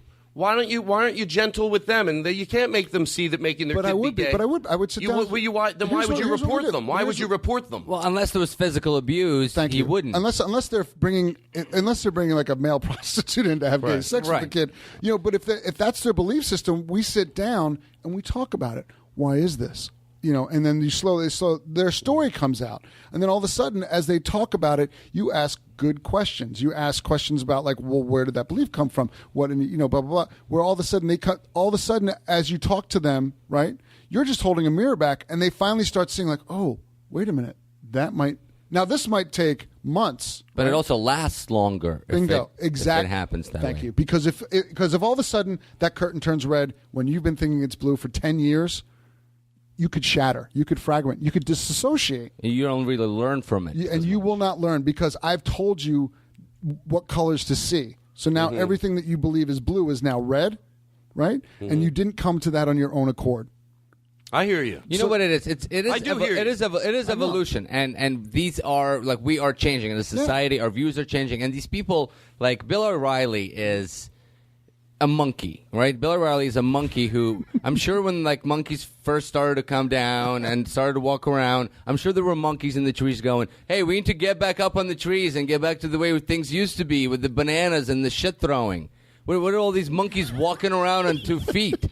That's what Bill O'Reilly is. And he's screaming about the old-fashioned Africa or wherever, where they started walking for us, Africa, right? Mm-hmm. So and they were scared, and I'm sure that led to violence, and that happens in every stage of our evolution. Let me just say so, and I'm going to go back to something I wasn't going to talk about before, and then we're going to go to the Adam. But you helped me out with something which I think lets you know that your comments did not fall on deaf ears. That I get it. Look, your passion is very well placed, but I think that you. Look, and also I'm doing a podcast. I'm not giving someone therapy. I know. But you're also like, you want change effective and immediately. But that's not how life works. Like, think about the things that you've changed your mind on. Has it happened in the aha moment, or has it come to a slow growth and realization? Well, let me ask you this then. Somebody once said to me they voted for somebody that doesn't have their social beliefs. Mm-hmm. Even though they don't have their social beliefs, but they believe they could fix the economy, and they think as a generation we can plow past our government when it comes to social beliefs. Like the government, we will plow past them. They don't really have that much to do, government, with social change. Right. And I couldn't help but think, you go, how, so you're saying, like, how slow do you go? And I get it. You have someone in your office. I get it. You can move slow, and hopefully you can bring them there. But, like, it's hard for me not maybe comedically to think, like, when the government goes, oh, how can we get involved? I'll tell you what. See those black children over there that they're the same as your white children? Mm-hmm. They're going to school with your children. And you see this gun? I will fucking shoot you. Mm-hmm. And I said they would have. And my friend goes, no, they did. People got shot. Yeah. We will shoot you in your fucking foot. That's where we're going to start. Mm-hmm. If you get in the way of these children going to school together, we'll fucking shoot you. Mm-hmm. The military's coming in. And those black children are going to school with you. So get the fuck out of our way. Yeah. Was that right or wrong that we did that? It was right. But you have to look at the time and play, like what. Okay, there are times and places where you do have to do that. When you start passing laws, let's say 75% of our American country was on board with that. So you had to bring. You had to bring them up. But it cost LBJ his political career. Yeah. And the re-election, right? He never got re-elected for a full term. He decided not to. He decided not to run. He decided not to run because that and Vietnam, myriad of things. But I think that, look, there is a time and a place for action, and yes, there is a time in therapy where you've got to all of a sudden, like if somebody's caught in a loop, right, and you keep doing it, as long as you're in touch as a therapist of your emotions, you finally will bring somebody to the breaking point when they're ready, when they trust you enough, when they understand that you're looking out for their best good. But if you come off so passionately, and these people think that they're being attacked by using words like torture, right, and by using things that are very decisive. Well, by the way, let me interrupt you for a second, or interject, I should say. I'm absolutely fine that because matter of fact, not only fine, I love the word you came up with better. I don't know if people out there that disagree with you love your word any better than mine. I'm in love with your word, and it makes me feel the same. Being able to say it is just cathartic for me. Right. What do you call it? Abuse? It's abusive. It's abusive. Right. Okay. But I'm all right with that. That's abusive. That a church is part of an abusive thing. Not all churches. Right. So you don't feel you're being lumped in on this. Not all churches. Right. There are churches that don't adhere to that bullshit, and people go to those churches. I admire the fuck out of them. We've got to be careful of language, right, and the insightful nature of it. And I know that people are like, well, it's freedom of speech, and we should be able to say what we want. Yes, but when you got to understand, like when you throw a word like torture around, like that's a polarizing word. So what you're throwing down a gauntlet, and you're accused. But if you say, hey, look, I'm seeing some abusive issues within your belief system. Here. By the way, I think that would upset people less. I'm totally in agreement with you. Abusive has that extra but I think you'd be surprised that decent, loving people that come in that pulled in a nice car and have a beautiful home and their hair is all clean and nice wouldn't be too thrilled that you were saying they have abusive. They're abusing their children. They wouldn't. But do you hear the difference in? Oh, absolutely. You know what I'm saying? Yeah. Look, and I'm just saying that abusive is getting the point. You're telling a truth, right? Like torture, yes. I get it. I absolutely get that. So we soften the language a little bit so that you can bite-size piece them a little bit with hey, this is how I feel. This is what I'm noticing, that there are some abusive practices going down within your church. What if they say, like, who's to decide if it's abusive or not? They're not. Why is it abusive? They're just trying to make my child be straight. Help me out here, Doctor. Almost Dr. Kevin. Yeah, please not doctor. No, seriously, Dr. Kevin, almost help me out because they're not hitting my child. When I bring him to this place, there's a lot of love going on in here. They're just trying to help my son be straight. Please help me out here, doctor. Your child's going through a very big period of growth and development right now. So we've got to kind of see which way this goes. So why don't we foster the growth within him and not force anything down his throat or what he needs to believe right now. What do I do as a parent? I think he needs help. We love him. I do love him. That's why I'm bringing him to this place where they're going to try to help him be normal. I mean, I would love my child if. Well, what's normal for you? Tell me what normal is for you. Well, almost You're terrible. Kevin. You're terrible playing this game because you cannot possibly get into the mindset of that person. Well, I can. Almost Dr. Kevin. I'm in therapy with you. My child's out in the lobby, by the way. Almost Dr. Kevin Sousa. I do love my child very much. But if my child had, if he was, let's say had a disease, I would still love him, but I would get him cured. Yeah, but homosexuality is not a sickness. Well, I don't mean to be disrespectful. Can I call you Kevin, or is that okay? Kevin's good. Kevin, you got to understand that that's your opinion that it's not a disease. No, it's not an opinion. It's actually a scientific fact. Oh, is it really? Yeah. And where do you get your information from, Kevin? Where do I get my information from? Yeah, where do you get your information? Listen, hold on. I'm talking to you calmly. This is my child out, okay. and we're dealing with right now. I'm a little bit insulted that you're saying it from a very calm place. It's not. It's a proven fact. Well, actually, in the late 1970s, it was taken out of the Diagnostics and Statistical Manual of medical disorders. So yeah, it's not. This is not a sickness. Well, I appreciate you giving me your opinion, but do you ever get to the point where you go, I like at what some you just point said, I can't argue with you because you paid to hear my opinion? Well, no, it gets to the point, and there was.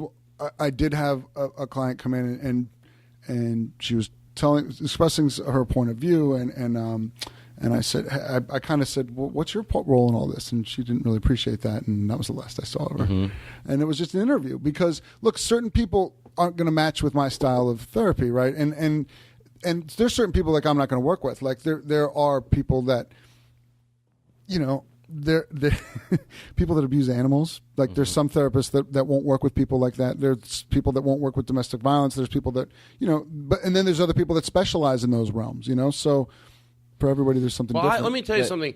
We're dealing with each other differently today because you're on the podcast. But I've really, when you've helped me with some things over the last year, have been unbelievably helpful. Like I am going to talk about this really quick. Is that when I had a situation in my house where someone's living in my house right now, and had a conversation with them that his girlfriend thought that I was that she wasn't sure if being gay could be cured yet. Because we're saying, like, who steps in and protects children when there's still organizations that will. And she was saying she doesn't believe in government, which I was all right with that. She thinks government. I said, I'm okay with that. And I said, well, who should step in? There's a lot of people that think the government should step out, but certainly thinks that we should protect. They think we should protect our children. They just think other people can do it. I said, well, and then she didn't seem like it really bothered her. That I said, I just thought of something. And you know the story. Do you still think that being gay could be cured? And there was a long pause. And her boyfriend didn't say anything, and she didn't say anything. And I went, oh, that explains it. So if you look, and I swore to them, if you're honest with me, you're going to have to be honest with me. Because in other words, if they, to make me feel good, said, oh, no, I don't think it can be cured, then I'm going to go, well, then why aren't you upset that there's still places that will teach your child that it can be cured? I said, and here's what I said, and that's when I called you. I said this to them. I said, I'm going to ask you this. And I didn't want to go back on my word. I said, before, you don't have any kids yet, and I'm a full-grown adult, I'm fine. But do me a favor, I'm begging you, before you have kids, be sure, do research. And when I say do research, and I said it in my comedic way, don't listen to fucking me.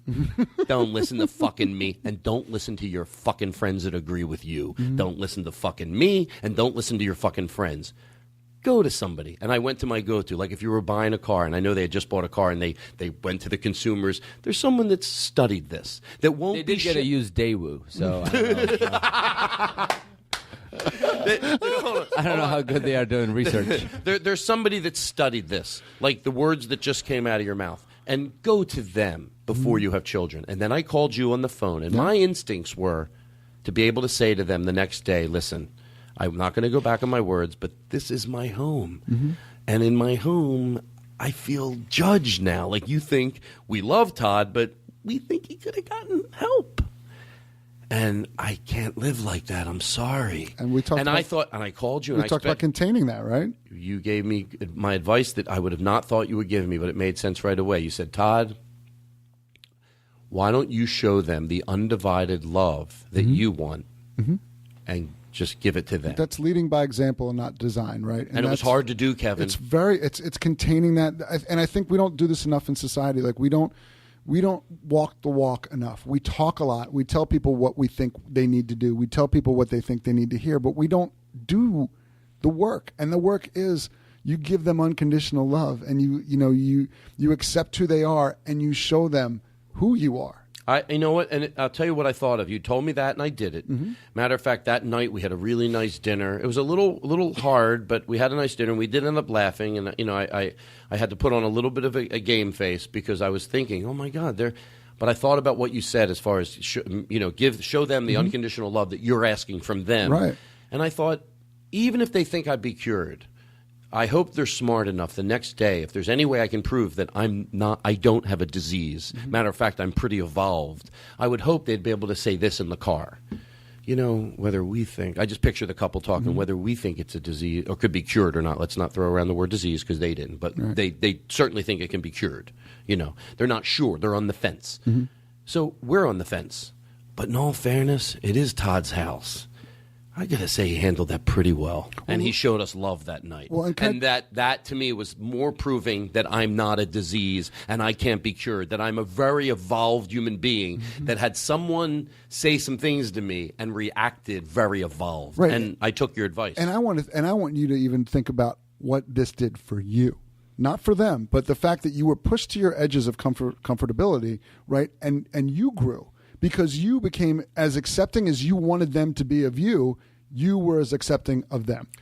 Kevin, that makes a lot of sense. It doesn't matter if we agree with them or not, but I'm always asking people to move out of their comfort level, and I did it myself. Yeah, and that's the beauty of growth. And that's where, because we are wired to not want to be in pain. We're constantly shifting in our chairs. Like we don't ever want to be sitting with that. But if we learn how to sit with some of those things and we push it to the outer edges, then things don't become so as uncomfortable anymore. And that's where the growth is. That's where people learn how to change. That's where change comes from. Look, changing is one of the most difficult things that you can ever possibly do, especially big changes like diet, getting sober, getting out of a relationship, respecting your wife, respecting your family. It takes time, and it takes understanding, and it takes patience. And if you don't gain some insight into why you are feeling those feelings and work towards reaching the outer edges of that and knowing that, being uncomfortable is okay. And a lot of people in this world take a pill to not feel uncomfortable, or they take drugs or self-medicate to not feel uncomfortable when it's part of the natural human condition. And I think that this is what we were talking about earlier with society, is that we don't, as a society, want to feel uncomfortable. We have to have everything right here and now. We have to be satiated with everything. Well, you had some questions, and I want to talk about this, but I want you to ask some questions first. Okay. We're all wrapped up in this? No, I want to... You want to talk about Corolla? Yeah, but yeah. Okay. Have you ever heard of expression fear-based aggression? Yes. So can you talk about that in terms of in relationships? Why don't you tell me what you've seen happen so we can start there? Just I've noticed, I've had it myself, but I've noticed it with other people, like friends of mine, where you act out, right, because you're afraid. Or because you're unsure, and you don't want to name that as the issue. You don't want to name your fear as the issue. So you pick something else. You're transferring it, and you make it an aggressive gesture. You either pick a fight with someone over something else, or you end it, or you. Usually, I think you're talking a lot about a fear of intimacy here, correct? I don't know. Could be, yeah. Well, I don't want to generalize too much, but normally when people have an inability to express their feelings or emotions verbally, or tell somebody what's going on, it's fight, flight, or freeze, right? Like we get scared and we either want to fight, we want to take off, or we freeze. We just, we play deer in the headlights. And I think that fear-based aggression is kind of, look, I'm a big believer in that there are two emotions in this world. There's love and there's fear, and every other emotion is ancillary and stems from those two poles, right? So in fear, we've got anger, aggression, we've got jealousy, hatred, and in love, we've got joy, gratitude, understanding, acceptance, tolerance, and that's the pole. And so, like, before you act out, if you can get insight into why you are, it's not about me; it's a buddy of mine. Okay. Shall we by the way, that gay thing was about a buddy of mine too. Oh my no, God! we're fine. No. He's knee deep in pussy. I'm totally fine. God, I love pussy. Oh, the other day I ate a lot of it. I'm so enlightened. Pussy. I worry about nothing. Pussy. No. I love it. I remember the other Kevin, day. this isn't for us. So you think this is for us? How much can I? So, no, my God. I never lash out of fear at all. No. I'm very mature. I communicate very well. I don't hold any grudges at all. No. It's all Eric. Eric's gay and angry. Eric's gay and angry, and he will not talk about it. He's the gayest, angriest guy I know. We turned it completely on Eric. He's gay and angry, and I'm tired of fucking him hiding over there behind that soundboard. But maybe you're right. Maybe it is. Okay, so I think that you have to look at like what basically. You ask yourself the question: what is my motivation from this? What am I acting out of? Am I acting out of not being able to understanding? Is my emotion, the energy that I'm carrying right now, is this integrating with the rest of me, or is this disintegrating from the rest of me? Right. Mm-hmm. So, am I working out of fear? And aggression is fear based. Mm-hmm. Most aggression is fear based because. Anger stems from fear. Fear is the root of almost every point of anger. What you're saying, it makes me feel good because it lets me know why I love that quote that I heard about a woman. I've heard this before. We've always heard amazing stories about people forgiving the attacker or forgiving the rapist. Mm-hmm. Obviously, that doesn't mean they want to hang out with them, but it means the forgiveness in their heart. And that a woman, it was the most brutal attack and the most brutal thing that could happen to this woman. And the interviewer asked, "How do you get to that place?" She goes, "Well, he operated on fear. I operated on peace and love. I won." And I love that at a simplistic. And she goes, "I won." Like, and she's not. And if at the base root of that, she's not forgiving him for him. It's forgiving him for her. Mm-hmm. Do you follow what I'm saying? No, go ahead. Say it again. Like she's carrying around this burden. No, I mean say it exactly the same way. No, I'm just kidding. She's carrying around this burden of anger. Right? He wins. She's meeting fear and anger with fear and anger by not forgiving him. Right? So if she forgives, she's forgiving him not for him. He's not asking herself, for but for herself. Yeah. Right? Because now she can let go of that.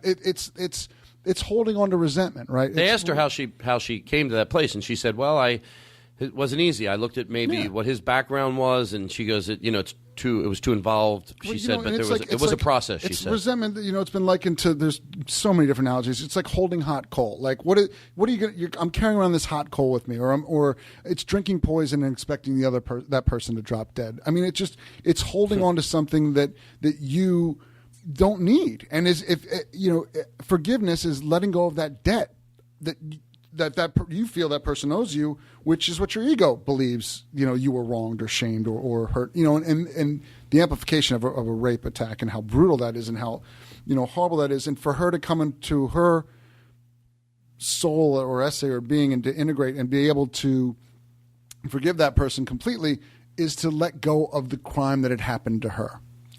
This woman wasn't raped, though. This was a girl who was at a Gallagher concert, right? Kevin, what did you say about the other day about we're moving towards this as a society as far as being I talked about Dalai Lama, and you said, well, we're sort of all moving towards this universal. Well, the one consciousness, one being. Like, there's a spiritual aspect to, I won't get too deep. Am I going to get too deep here? It's that we are tethered to this plane of existence, right? Whatever this plane of existence is, by our bodies, that have evolved, that we share DNA with everything on this planet. We're stardust. Like everything that has come is, we are all part and parcel, integrated with each other, and every emotion and everything that we do affects everything else part and parcel on this planet. And I believe that. There's people that may not believe this, but it just seems like everything's moving to a one-centered theme where like there's more than this plane of existence, that there's more, and that we are love and light and energy, right, and goodness, and if we reach and strive for those things, and we bring those qualities out, like I said with your friends that had a hard time, wrong-headed thinking or stubborn or stuck in their ways, we fight that with love and kindness and understanding. And it kind of it doesn't even have to make sense all the way. If you don't get it entirely, how we're all connected, how it's all one energy. All you have to think about is that it all came from one physical place. Yes, there was a dot, and then from there came everything. Big Bang. So literally, everything was connected physically at one point. Yep. So things that are not anymore, things that are made out of different matter now, at one point it was all one mush that got bigger and bigger and then Jesus made everything. Wait a second. Well, I skipped some things. But then Jesus made the mountains and Sarah Palin's pussy. Do you have any other questions? No. No. You said you had a lot of questions. We covered a lot of stuff. I mean, is that? Look, and I think and I don't want to be. I mean, look. I'll be honest with you. I struggle with that in relationships where with ending relationships, with just fear-based aggression. Where the minute I feel like I've invested too much, and all of a sudden, and I think a lot of people have that. I know a lot of my guy friends have that. Where maybe it's some arrested development there because that's all ego. What's stuff. the matter? You can't get hard? That's What's the matter? You've been talking to my girlfriend from Boston. That's all ego-based stuff, right? Is that all of a sudden you've given this piece of you out to somebody, and you're afraid that, like, what is that person going to do? I've just given her this gift of me, or let myself be real, and she sees who I am. She's got that forever, right? And that scares the shit out of people, because now she's got this piece of me that she can take wherever I want. So what do? I put a wall up and I pretend that never happened. So it's just a protection thing that people do. Look, again, I don't want to generalize. Everybody's different, but I think that, again, it goes to a lot of fear of intimacy. It goes from what you were taught by your parents and how you got sued. I told my parents never to make eye contact with anybody. Is that bad? And by the way, when you speak about what never to say in a relationship, no matter how much you love a girl or anything, you never tell her if you do anything with your taxes illegal. Because the minute you want to break up, you're like, fucking goddamn it, son of a fucking bitch. So you always just stay safe. All right, can we take a break? Okay, hold on. No, hold on. What's up? Kevin, well, I'm going to say one more thing that I said if I ever wrote it? Maybe I shouldn't. I shouldn't. I should have wrote it what? Maybe I shouldn't wrote it a book. That, I've Sarah Silverman's sister, I loved hearing this. And it just says to me that therapy is not, I don't know why I say hocus pocus, is that the word? But I think there's a lot of people that think charlatans. Yeah, they think like it's like nothing happens and you sit in there. And I always break it down to two types. The type that, like we said before, that really, it's going to take years and years to untangle some of the trauma that you had. And then there's everyday topical problems.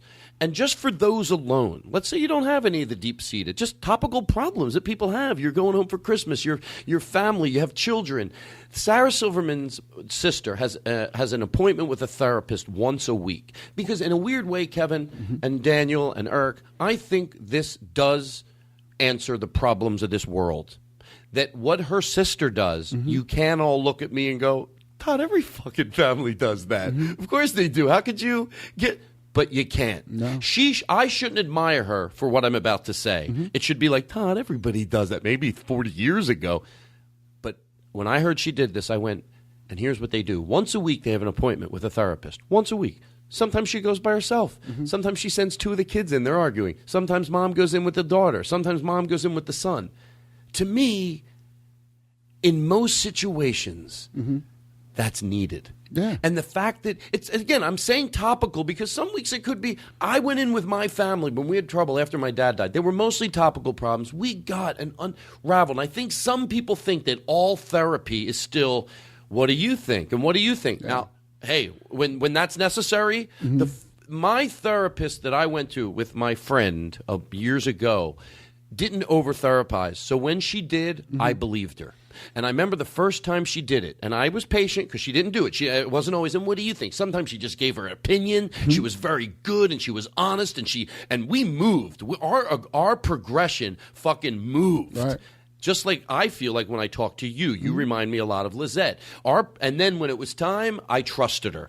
And I remember the first time when it was that, Todd, that's not a feeling. How does that make you feel? And I went, well, I feel like if I'm going to go home early and I'm going to, she goes, Todd, that's not a feeling. A feeling is hurt. And even though I got it, she would now re-ask me the question. So how did you feel? And I would go, well, I just felt like, if I'm going to do that, Todd. Not a feeling. And then finally, just like in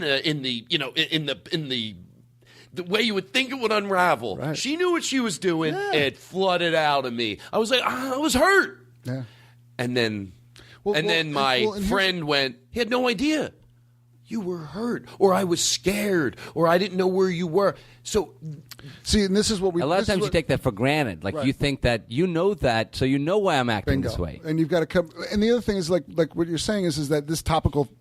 A good therapist understands that. Look, content versus process, objectivity versus subjectivity, right? It's like, so we search for the common threads in the topical stuff that you come to bring us every week, right? Because we'll pull at those threads, right? Because we want to turn up the heat a little bit in therapy so that you are okay with dealing with stressful situations, right? And we push those parameters like we were talking about, pushing you to the edge of your comfortability, because the more things uncomfortable that you can hold, right, the better off you're going to be when you take them outside of the office of therapy, right? So that when she kept pushing up saying, that's not a feeling, that's not a feeling, that's not a feeling, you're getting more and more frustrated because you think you're expressing yourself, but you're contained, right? You feel safe with that therapist, and that's why you find good therapists. And the reason that people get accused of being charlatans is because just like there's shitty cops and just like there's horrible teachers, there are really bad therapists out there. And there's a reason why therapists need 3,000 hours of training and where commuter pilots need 250 hours of training. Well, that's why I said you would not go, hey, I notice you have no hearing anymore. You don't hear anymore? Well, I have 10% hearing. What would happen? Oh, I had a bad ear doctor, so I stopped going.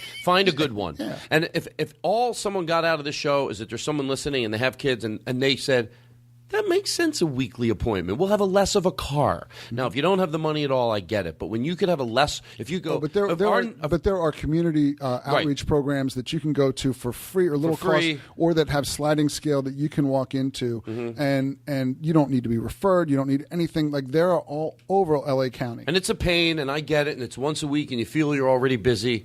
But man, can it make life nice to have someone to go to? And that's part of like work. Like look, it needs to be uncomfortable, right? Like you need to go outside of your comfort zone to change. And people sit around and say how badly they want to change, and someday. That someday is now. And this is all we have. We have this moment, and this is all we're given. And if you can't find from the answers from within inside of you, and you're constantly searching it through a girlfriend, right? This is where the fear-based anger comes from, is that sometimes when we tell somebody our deepest, darkest secrets and we expect them or we show them who we really are, and then we expect them to accept us unconditionally, and that's going to be the answer to our problems, and that's not how they react, then we get angry. Right? And then we kind of back away, and then it scares the bejesus out of us, and we find ourselves, naked in front of this person, and then we're like, whoa, and then I'm not comfortable enough with myself, so I've got to hurt that person. I'll tell my friend. All right, here's what we're gonna do. We are gonna take a break, and we're gonna be right back. Hey, buddy. Hi. Hey, buddy. First show's always hard. I feel like we just got up to speed, and now I'm gonna get. I'll take some emails. Thank you for having me. This has been. It's been. You have a. I mean, you have a website. It's great meeting you, but like you have a very soothing therapist voice. Like, 'cause the only time we've spoken was when I called you. Right. And I was bouncing off the walls. and I was trying to figure out what shit meant. And like I remember like just talking to you, just talking to you made me feel better. Oh. Like you have a very you know He's good at keeping confident- secrets too. I called him. I say, the great thing about me and Daniel, he tells me everything. I go, what did you two talk about? I asked him the other day what he talked about. He goes, ask Kevin. He'll tell you. He'll say it better than me. So what did you talk about? He goes, I can't tell you. You motherfucker. He wants me to know. So here's how we're going to wrap it up today, talking about this. And I want to talk about this because I got so many emails on this and at the Adam Carolla thing, and it is important to me. It is important to me, and to me it almost indirectly has to do with everything we're talking about today. For sure. It's overarching for sure. We talked about this over Christmas. Don't take for granted that people know what you're talking about. You want to fill Kevin I will. in and... Yeah, it has to do with social change and moving forward and evolving. Everything we sort of talked about, and it has to do with I'm not evolved. I still need to learn. Not only do I need to learn scientific things, which we love to learn, because I've said this before, and I'll repeat it. It's selfish when scientific makes your life easier. When you socially progress, it makes somebody else's life easier. That's good, Todd. Don't be selfish. I feel like Judge Judy with that. That's selfish. Do you understand that when you turn on air conditioning and it makes you cooler, that you're willing to change? But then when $75. Do you ever feel like you need a seatbelt when you're on the show? I feel like this. Think about that. I like everything. Air conditioning, my medicine. Yeah. Oh, how about to evolve socially to make someone else breathe easier? I'm stuck in my ways. You're not stuck in your ways when that new fucking computer comes out. You greedy fuck. That's selfish. I just pictured that's very selfish. Sure, let's you want to move forward scientifically? Let's socially move forward too. The answers are there. Let's start adhering to them. So this has everything to do with it. Yeah, it does. And when I was on the Adam Carolla show, we've talked about the word, and I'm going to go off on a rant, then we're going to talk about it, and that's going to be the show. We've talked about using a person's being as an adjective. We've gone through the gambit of them on the show. And I'm going to say, because every time I use the word, I feel when you want to use the N-word, when you're exposing it for the hate and the just the disgust that it is, you can use it. But when I re-listen to it, I just don't like it. The N-word as an adjective. Now, a lot of people go, I would never walk up to someone and call them the N-word. But they used to use it as an adjective, N-rig or N-rich. So you perceive, what you do is you perceive, instead of saying don't fix it cheaply or don't frivolously spend your money, you go, oh, what group does that? And I'll give it a slang. Oh, I won't say bargain. What group bargains? I'll say Jew me down. Oh, I won't say clumsy. Who's clumsy? Who does clumsy things that don't make sense? Retarded people. I'll just say retarded. And Polish got the brunt of a lot of jokes back then. Yeah. And every time we move past it, you look back and you're like, ooh, God. So when I was on the Adam Carolla show, he kept using the word retarded. And finally, I brought it up. I brought it up in a very kind way. I said, people can hear the show. I don't need to And a lot of the emails were saying they're sick and tired of the word police, word police. And I want to go into it saying this. Just so if we're going to disagree, let's at least let's disagree and make sense. Don't ever, I say it comedically, don't talk to me about the word police. It has nothing, fuck the word police. Say whatever you want. Fuck the word police. No one rallied me to hate that word. I'm not the word police. I could give a fuck. Everything, say whatever you want. And then when you say it, then I say whatever I want. If Adam wants to keep saying it, he should keep saying it. But I'm going to express myself on it. It's not the word police. But I will tell you something that's very interesting about all the letters that I got. And indirectly, I don't know. I think can I say something real quick about the word police? I don't know that there's anything wrong with that. Like, it's not comedy club managers. It's not network executives who are saying this. These are comedians. This is you. This is Sarah. This is me. These are people who are wordsmiths. No. If you're being labeled the word police, yeah, that's fine. You are acting as the word police, but you have the authority. That's what makes it okay. Well, I think they act like that. that Jews didn't mind saying "Jew me down." People went out rallying up trouble. No, we didn't really used to give a shit about anybody, but, if you were a rich white guy, I used to say fat rich white guy, you were happy. No one got to express themselves back in the day.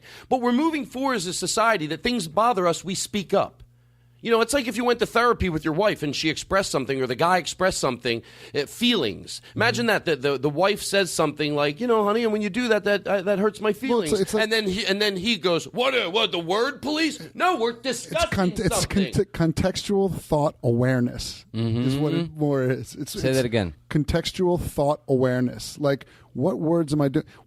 I think that when you say that word, right, you got uncomfortable saying it because it didn't feel right for you to say that word anymore, right? It's just I got to tell you, like I was watching Heartbreak Ridge, a Clint Eastwood movie made in 1986, and the word faggot was used so many times it would not be done today, because that word is just it's falling out of the diction. It's coming out of, and I think that the same thing is happening. Like what you're saying, that is slowly starting to matriculate out of. Well, I hope it's because we're the generation that doesn't go word by word. This is the generation that will go, oh, yeah, don't use people's beings as an adjective. It never stands the test of time. Instead of saying stupid or that's dumb, we'll say that's gay.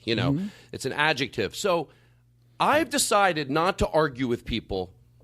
I want them to come to their own conclusion. So when somebody defends saying the word retarded, because some of Adam's hardcore fans, and by the way, please just let me go long here, and then I do want everyone to weigh in. I do not think that Adam Carolla is dumb. I think his heart is good. I think he does it for comedic reasons. Yep. He does it for comedic reasons. I think he has a good heart, and he is not dumb. He is not dumb. Otherwise, I wouldn't have wasted my energy. But when... Hold on to the other words then, because his hardcore fans, the fans that he wouldn't want to spend time with, not his smart fans, because let me tell you something, he has a lot of smart fans, and they wrote me emails. And the reason they were quiet, for the same reason growing up listening to Howard Stern, when he used to say, throw around, that's gay, that's gay, that's gay, I still adored him. He doesn't use it anymore. He doesn't use it anymore. And I still adored him. And there's a lot of people that listen to Adam. Some of them just because they know it's wrong. Some of them because they have a Down syndrome child. One person. But you think, well, then why are they listening? Because they love him. But that area, they're like, oh. And whenever he says it, but they do like him. He has smart fans. They wrote me letters. Now, he also has fans, probably more, that defend him. And they're the fans, if I could be their voice, the fans that defend him, leave him the fuck alone. It's comedy. It wasn't the place to do what I did. Even though I did it in an hour and a half show, I did it probably in 4 minutes and moved on and did it very gracefully. So they didn't want to think. You made them think. It's not the time. Right? You made them uncomfortable. Yeah. There you go. Well, because the people that agree, it wasn't a big deal. Right. The only people that hated it were the people that were like, well, they say that word. Because...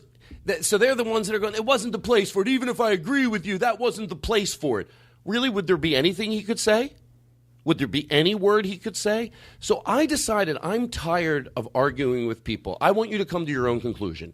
Go look at the other words. How do you feel about them? Why did you stop? Why don't you say the N-word on your show? Say N-rich. Why don't you say faggot on your show? At least do what your hardcore fans want. Yeah, do what your hardcore fans want. So I'm going to just start asking people, why did you stop using the other words? Okay. And be consistent. But go back to using some of the other words. Use N-rig, use Jew me down, use them all, and go back to it. Own it. If you want to say those words, say it. Don't let go of them. What do you just hold on to these words? Like, you can still hold on to retarded. Like, I can still say that. But I notice one thing, and if this doesn't say something, then nothing will. Every single letter that I got defending him was the most mean-spirited, misspelled vicious, words. No. Vicious. One guy attacked my comedy that when I opened for Louis C.K., then I had a very intelligent back-and-forth tweet with him to the point where, in all fairness, now I had to really not get personal. I had to not... He eventually said, you didn't suck with Adam Carolla, with opening up for Louis. He just went there.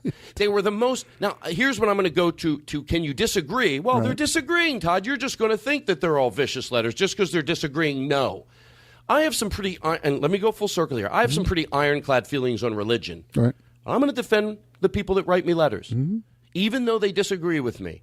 You can write a letter that disagrees from an intelligent point of view. I have gotten letters from religious people that disagree with things I said on the show, but they write it, listen up articulate here. And articulate, kind, and gentle. Not one letter. Now, I'm not saying they're not out there, but we're going to see the comedy here in a second. Right. Not one that I got was written from a gentle, kind place. Well, go fucking figure that people that defend using the word retarded can't write a letter from a gentle, kind place. So isn't the question that they really don't have the ability to communicate and be gentle and kind in any area and aware of other people? That they were, there was not one letter, every fucking letter. And let me tell you something. And this is, if Adam had to spend, because he's not dumb. Right. If he had to be in a room with 50 people, the 50 people that agreed with him, I'm sure he got many more letters that agreed with him. If he just wants to hear the fans that agree with him, I'm sure he got a shit ton more letters that people that went, Jesus Christ, lighten up already with the fucking word police. I'm sure he got enough where if that's what he wants to believe, he could legitimately get to that belief. Like, look at it, one letter, two. Emails came flooding in. Shut the fuck up, Todd Glass. You spend, and now if he was dumb, my theory wouldn't work. He's not. You spend an hour with 50 of the people that defended me or 50 of the people that defended you. How's that? You're going to hate them. Oh.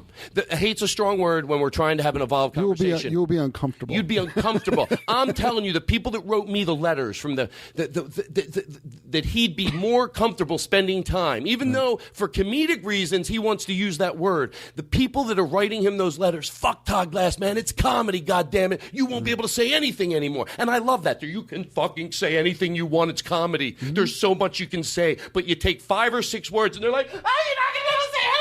Nothing. It's 5 fucking words.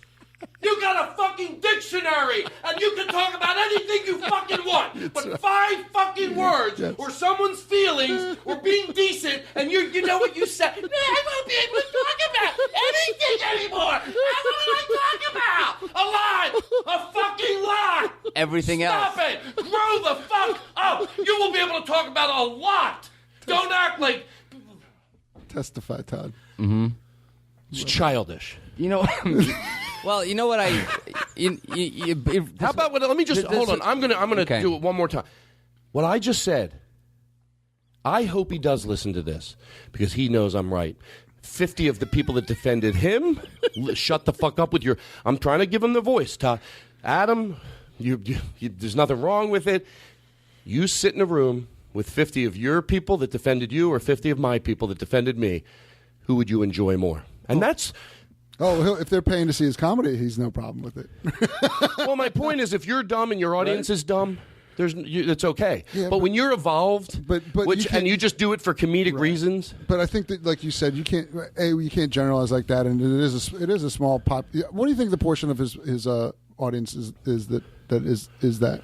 I think Adam has. I don't think all his audience is dumb. I don't know what it is, but I got a lot of letters from people that said they wish he'd stop using that word, but they very much like his comedy. Yeah. It also, it's kind of annoying that he's made himself, he's positioned himself now as this being like an edgy issue where he is a pioneer or champion of the comedians, and he gets to say whatever he wants because that's the right thing, and all of a sudden he becomes a martyr, and it's like, oh my God. Well, the truth of it is he's taken the easy way out. Yes, well, it's easy to say retarded. It's easy to say midget and get a laugh. Look, it's appealing to a primitive base, right? Like a primitive, emotional, and people that are not able to kind of.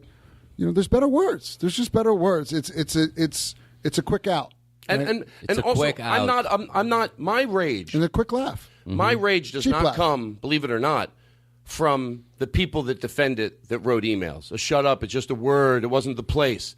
But I love that, by the way. It wasn't the place. Oh, really? Like his show that he invited me on because I have a show. That wasn't the place to discuss it. Where were we supposed to discuss it? Well, they acted like I derailed the show for an hour and a half. Like they're going, it had no place. You did an hour and a half show, and you shouldn't even have talked about that for 4 or 5 minutes. We talked about it for 4 or 5 minutes. I did it from a gentle place. But it doesn't upset me that look, I can't change the world. And I thought he heard you out what you were saying. He disagreed with you, but he heard you out. He heard me out, but I didn't. I did eventually drop it. Yeah, and because when he said the word police, I'd let it go because I'm like, it's not the word police. It's right. Yeah, but I mean, and again, Todd, it's like we talked about this earlier. Like, how much do you want to bring somebody to the light, right? How much do you want to? How far do you push it, or do you just keep chipping away at it? Well, I'll tell you why. I think on this show, if someone's on the fence, you hope you rattle the person. Look, there's intelligent. This is when, Kevin, I think I do echo what you're saying. Yeah. I might do it in a different way. There's intelligent people that still think like, yeah, is it that bad? I hope I rattle them to go, a listener to go, I always think of a younger listener to go, oh, Todd's right. Like, I used to hold on to that word and think. By the way, That's So Gay, the way I approached it on the Mark Maron show, I got a shit ton of emails. It made me feel good that people go, you hit it from a perspective. And here's the question I would ask someone that doesn't understand why you wouldn't want to be slang for something stupid. And I think they think, look, this, again, my weird way of talking, they think they have the right answer at the end, but I'll get you either way, you little fuck. Decide which way you're going to answer. Either way, I'll be right. And here's the way it goes. They tried to do it with that commercial where they went, what if your name, but good, and anyone that tries to do something like that, I genuinely, but I don't think it worked because I think it's a little harder. But I fantasize asking somebody like this, what if you were synonymous? Now, I'm going to answer both ways at the end. I'm going to ask the question, and then there's only two ways to answer it. If you looked at somebody like this that's defending using someone's being as an adjective, you're using being as an adjective. What if you, at work, if you found out, and answer, I want to go, listen, don't just want to be right. Just listen to what I'm saying and go to a place and answer it honestly. By the way, if you really answer this honestly, if the minute I'm done talking and my last syllable comes out of my mouth, you're answering, you need to stop, soak it in, and then answer it. I'm telling you, the minute I'm done talking, if words coming out of your mouth, you're not going to that place you need to go. So take a breath when I'm done. What if you were synonymous and you found out it worked? It's the same commercial, but I'm hitting it from a different angle. You found out that Robert, he Roberts it. Your name's Robert. And they found out, what's Roberts it mean? It just means you're probably not going to go anywhere in life. And it just means you're sort of like you hit that age where you're probably not going to do anything. We just say because it's like a loser, but we say you're going to Robert it. Would that bother you? Now, if they said, yeah, that would bother me. Yeah. Well, you're dealing with a person that you're able to shed some light on it. But if they said, no, but it did, but inwardly, let's say inwardly they thought that probably would, but outwardly they think they're going to win by going, nah, that's just people with that. Oh, I just figured out the problem then. You can't go to that place because you couldn't even go to that place. You thought you won by saying it wouldn't bother you. It wouldn't bother you that you were the word. Incapable of being honest with yourself. Incapable, because you might go, well, Todd, what if it didn't bother anybody? Everybody thinks different things. Don't tell me if at your workplace your name was synonymous with being a fuck-up loser that don't go anywhere in life. You might be able to put on a game face, but if you didn't go home and put your head in that pillow, even though you should say fuck everybody, if I'm synonymous for loser, your head wouldn't go into that pillow at night and go, that blows. And your wife would go, what? Well, my name is at my work means like I found out today. It means like synonymous with like you're not going anywhere in life. So if you're going, no, it wouldn't bother me. We just figured out the problem. So, you could not only that, you could go to Human Resources and file a grievance. I'm going out on a limb here, but I would say that if Adam Carolla got, I don't know who his podcast network is through. I think he has his own. But if he had a TV show, or even if he saw the numbers and he saw a significant drop because he said the word retard, and his producer came to him and said, "Just don't say it. You will get more money." I bet you he'd go, "Oh, then I won't say it." Well, that's what I'm saying. It seems eventually they drop out words when that happens. But Exactly. It's like, I won't drop it out until I'm pop. Exactly. But I want people to drop it because... But isn't that part of the image? Isn't that part of the image that he portrays? Like I think we talked about, that you were saying earlier. Like he's this rough around the edges comedian that kind of like caters to that demographic. Well, lowest common denominator. By the way, your words, not mine. I'm defending him a little. I will say that a lot of the emails I got were from people that were not stupid at all. They were not stupid. These people could not have written these letters, decent, kind letters that we love him. We just wish he would stop using that word. You know what? I don't want him to stop using that word because he just, I'm tired of being corrected. Mm-hmm. Look, I don't get what I want always, but I want him to stop using it because he goes. He gains insight. I would fucking cry if I found out that Adam said, you know what, I'm not stopping using it because I'm tired of. If he was talk about want to be brave, you want to be rough around the edges, go on your radio show and say that if you really feel it. Go, you know what? No, for anybody listening, don't write me emails that go, oh man, you're being a pussy. I'm stopping it because I see why it's wrong. Yeah.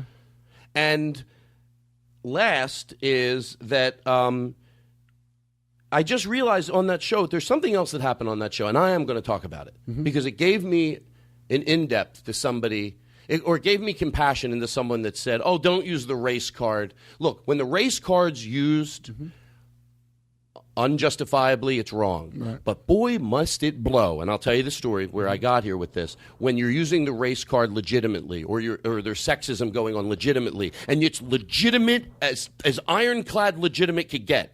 You bring it up and someone goes, oh, you're using the sack card, or you're using the yank card. And you're like, and you're not.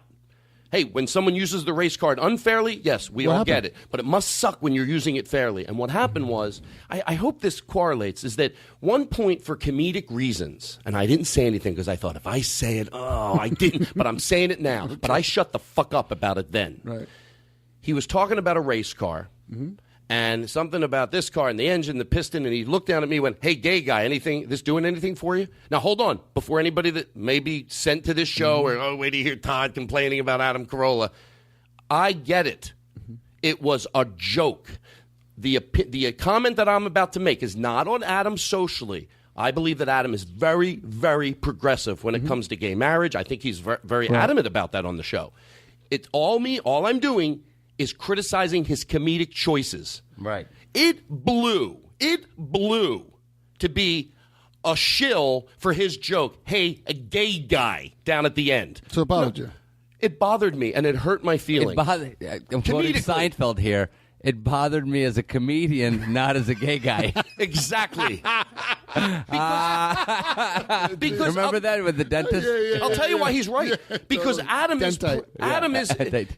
can't do anything to hurt me in my life, nor would he want to. Right. I hope I'm right because I'm complimenting him. I think he's very progressive in that area. I think he's pro-gay marriage, and I think if he had a son, I don't think he's ever said anything. But hold on. Okay. But to be the comedic chill at the end, like I said this on Mark Maron, and I don't like to reference myself, but I didn't want to be for his joke the gay guy at the end. Hey, gay guy! Come on, dude! Hey, gay guy! Like, come on, dude! You're better than that. But is he? And I couldn't say anything. I wanted to go, what do you mean? I'm gay guy for your joke? Why didn't you say Glass. that? I'm Todd fucking Glass. Well, why didn't you say something? There's so many more adjectives to describe me than, because I'll tell you why. Then it would look like. No, but why didn't you? You know how many straight guys I know who could give a fuck about pistons and cars? No, Adam? he didn't mean it in that way. He meant it like gay guy, like, is this doing something for you? All the rough talk. It was just like I was the. I thought he was making fun of you that you weren't into cars. No, I don't think that was it. But it's still interesting that you were I was the shill, like the Mexican there, the gay guy there. Hey, buddy, I get it. Like whenever you're a punchline to a shitty joke, our friends make fun of us all the time. We make fun of each other all the time for something genuine, and it's fun. I love it when someone gets me for something real. But when it's like a bullshit, hacky joke that just ends up being pointed at you, it's upsetting. See, but why didn't you amplify it to the point of like what we just talked about earlier? Like, because you already felt insecure about doing the word. I'd already talked about using the word retarded, and I thought I would have to get the lecture, which I didn't have time to articulate like I just did now. Oh, my God, I can't even make a joke anymore. Right. No, you can make the joke. Just make it good. But I'm telling you right now, as a comedian, the gay guy there and the guy there and the Mexicans there and come on. Like, it really hurt my feelings. It was really like it blew. I don't even want to say it hurt my feelings because it was more like if I had to use an adjective, it was just like, really, that's what I am for your gay guy. Gay guy? What do you mean gay guy? If I'm in the audience, you don't know my name. Like, gay guy? He didn't even say Todd, at least. Yeah. Like, gay guy down there. Like he had to repaint the picture for the audience for the joke to work. Yeah. Hey, remember, he's gay. And we're talking about... So I'm going to connect the dots. Well... So, after leaving the show, would you go back on? B, would you think he would have you back on? I mean, is this? I don't know if he would have me back on or not. I don't know if he even cares. He probably will never listen to this. But I wanted to talk about it because, number one, the word police thing drives me nuts. Well, and I think I brought clarity on that, like, for me, hey, if there's someone else, it's not the word police. Stop with that. Since when is Todd the word police? I mean, come on, there's right and there's wrong, right. and it has nothing to do with the word police. It's any evolved human being. But the thing that I will end on was...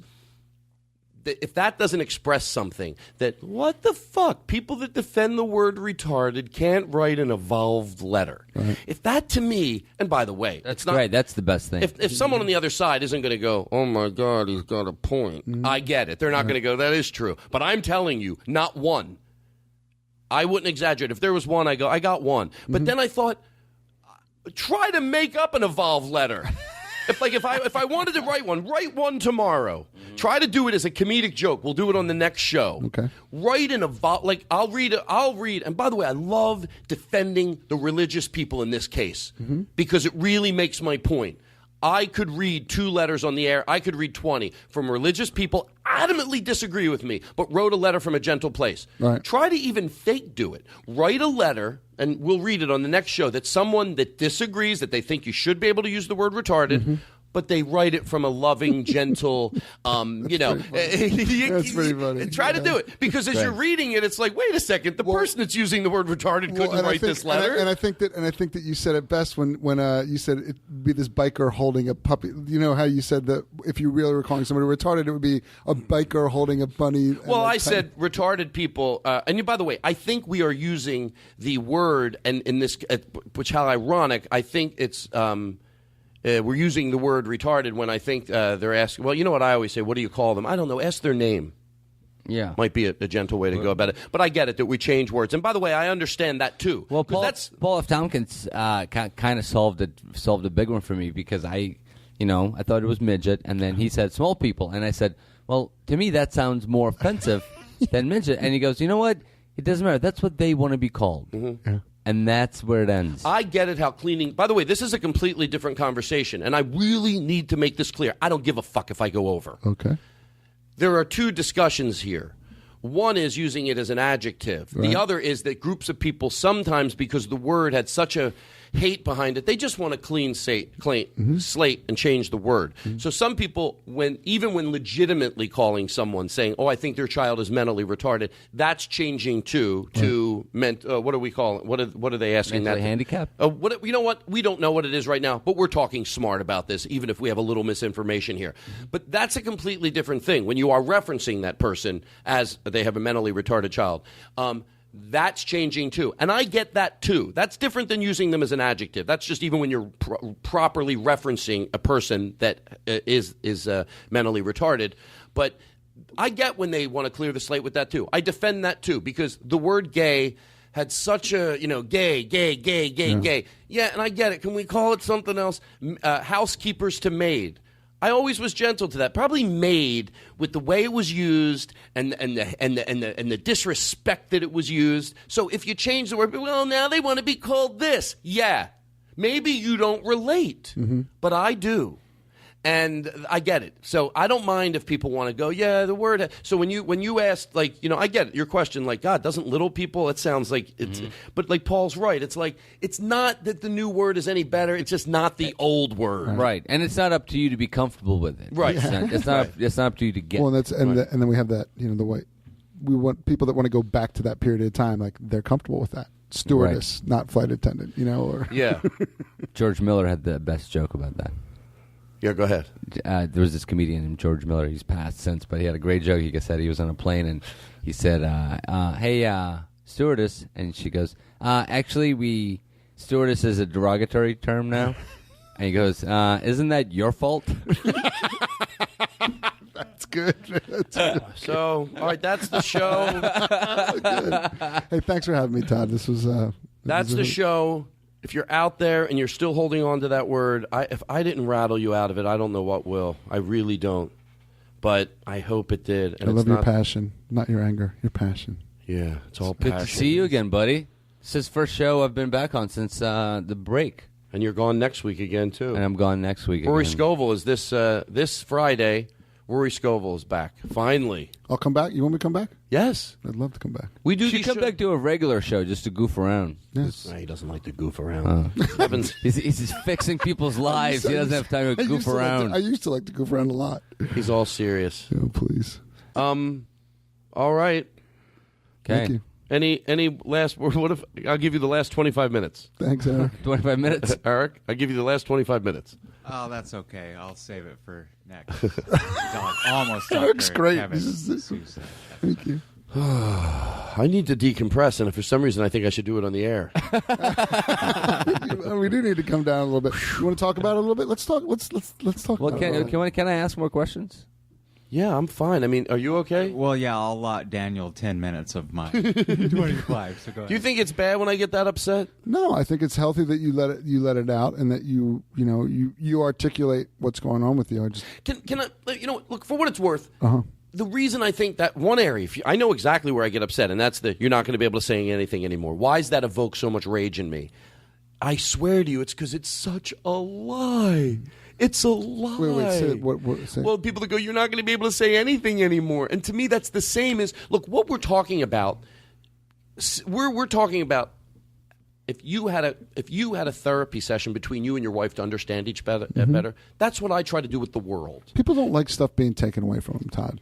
And it's sometimes it's not even the context. It's just the it's the word itself. It's not even the word itself. It's just like you're saying, hey, you're not allowed to do that.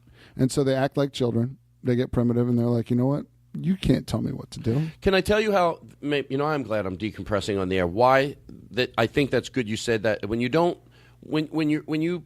Like, If you can think of any area to relate with somebody, like I get why it's hard. Sometimes that's more. Like look at the visceral reaction you got from the people that were angry about it, right? They didn't have a thoughtful thought of like, hey, you know what? I really enjoy using this word because it really aptly describes what people do sometimes. And I've seen a retarded kid get out of a bus and trip on a curb, and that really was what like. They don't get to that point. Like they hear you trying to take something, and I don't want to make I'm going to make the jump. It's same thing with guns. It's like all of a sudden you're saying, hey, freedom of speech, First Amendment right, Fourth Amendment right. You cannot take my gun away. You are not going to take away any word from me. And it's amazing that the N word hasn't been pushed back more, although I'm sure it has done, just not publicly or on a greater scale. But people are very conscious about that, and I think that. And it strikes a chord with this country because it goes back to our roots with dealing with communism and seeing the Gestapo and in other countries have stuff taken away from them. The N-word, by the way, has not been pushed back as far as people think. Like, I always think it's easy to get lost. Like, we live in a very bubble society, like here in Hollywood or in L.A., or just the culture that I don't know you that well, but I think we're kind of like, in the fringe part of the culture where it's very accepting and evolved. But I've as recently as last year, I've heard somewhat intellectual white people ask me questions like, well, how come black people can say it to each other and we can't? Well, that's Normal people, not Right. not racists, not seemingly normal people will ask that question genuinely still. Yeah, and I've given the answer to that. But yeah, when we say that you don't hear the word N-rig anymore, I get it. People still use that word, but We just don't hear you it. can't use it on a radio show. No, So or a podcast. Yeah, on a podcast or a radio show. We've moved past it. But last thing here is you said something about change is hard, and I think this will let people know that I go through it. I remember right after what are you laughing at? I thought of a joke. Great. So anyway, I remember You have to join a union now if you want to hear that word. Yeah. You know what? I don't even stereotype people in unions because you know what? Look at all the semi-evolved people we know that moronic things come out of their mouth. But After I was on the Mark Maron show, I was getting a lot of letters from people that were saying, "Hey, you're asking us not to use this word. You use the C word on your show, cunt, or you do this bit." And I remember one day literally taking my hand to the back of my head, right here in the point, and it didn't really hurt, but it hurt because it was like, oh, I feel like, oh my God, now people are. It's overwhelming. It's overwhelming, Yeah. and I can't do this, and can't I do that? And I thought, oh, guess what? If change hurts the top of my head, That's good. bring it on. That's good. Now, not right away. And I have to admit, and now everyone wants me to be thinking of their cause or their. You know what? Okay. And guess what? Out of the 15 or 10 things that were brought to my attention, I didn't change them all. But guess what? The funny thing is, when you at least listen, You start to self-regulate a little bit. you start to. And And not because I had to, because their emails made sense. Yeah, Because- and from a gut reaction, like there's something in us, like, and we were talking about this at the break, where in therapy, the therapist just holds up a mirror, right, a good one, and we'll just say, oh, well, I'm noticing this, this, and this. I'm seeing this common thread and this common thread, and slowly, you'll do it, and you'll do the action, or you'll do something that bothers you, and you'll go like, oh, that's what I was talking about, and then 2 months later, right before it happens, right before it comes out of your mouth, you'll feel uncomfortable, like, oh, I did it again. And then eventually it gets to the point where you're like, oh, and I'm not even going to say it because I don't want to feel that. Now the uncomfortable change is now uncomfortable being. Right. And also, the thing that I've noticed with you helping me about therapy is that, and again, I want to over-preface this. I don't know why I feel I need to say this, but for some reason, if I was, and by the way, for those people that do what I'm about to say, and they've made change in their life, you're the person I admire, but you'll understand still why I'm saying it. I'm not someone that sits in therapy 3 times a week and people go, oh, it doesn't really change that much. The majority of my life, I have not been in therapy, but the way I defend it, I'm defending it from someone who really doesn't go that much. Right. That you learn that when you learn to ski, you don't have to relearn to ski every mountain you go to. You learn the tools of skiing, and then you come in for a tune-up. Yeah, and you could ski any mountain you go to. Once you learn some of these tools, like the thing you helped me with your brother not returning my calls, and you asked me some questions, was you just apply it to other areas of your life. And That was the most. Out of all the things he helped me with, dealing with his brother not returning my calls. Oh my God! I was like, he's not fucking giving me the answer I want. Ego, right? It was, but I mean, it was. I wasn't wrong, but it had nothing to do with. It had nothing. I don't want to. It's just. It's a great. Well, and you know what? And I think a lot of that was, we used a lot of silence in that phone call, and that got really uncomfortable for you. It was so fucking hard. Harder than coming out of the closet. Because his brother doesn't return calls. And I even tell him, I go, here's the problem that I get upset about it. I said, Mike, if you're canceling on me, you never have to worry. I'm not one of those friends. You can cancel 2 days before. You can cancel 2 hours before you're supposed to meet me at a comedy club when I'm in Philly visiting. I go, that's okay. Or text me, Todd, swamped this week. With texting, and you don't even text me, it starts to bother me where you don't think I... And he started to ask me questions, and then I go, Kevin, do you think you know the answer, why it's bothering me? He goes, yeah, but I can't tell you. I go, please. What was it? Well, Well, just ultimately, you got there. It was, he asked me where it hurt, and I did. Isn't that when you asked me that? Was it in my stomach? What was your somatic response to, where did it hurt in your body? Where did I say? I forget now. It's stomach and your chest. And then it made sense. And then, the answer was that, that it had nothing to do with me. It's all to do with him. And that, I forget now what you said. But at the time. It was just that, look. You didn't defend that returning calls. It's not like you went, no, people don't need to return calls. It was deeper than that. Yeah, you know what, it was. We really got into more of your process as opposed to the content of what was going on with that. And it's also very, I don't know if we're inclined because of the business we're in, and you kind of tend to wear your heart on your sleeve on stage if you're doing it right. And it's hard not to internalize everything that happens in this business, and not getting your calls returned is could be part of the game here, but not just with people in the business, with other people. And that's what we went to, like the process of like what it felt like to not have you acknowledged by somebody. Yeah, and that this person was kind of shutting you out, and yet he was more than just a friend, and it hurt even worse. But then I said to you, what would you do if we made an appointment for you to come to your office? and I didn't return your call? Like, would you go, well, it's you, you'd skip, hey, return my fucking call. I still defend, you help me, it's not, well, anyway. Okay. Well, you know what, and I think that this is what we talked about. You know, your job as comedians is to amplify the absurd and the ridiculous, and you bring that to light and do it very well, both of you guys. Bye, everybody. Later. Bye.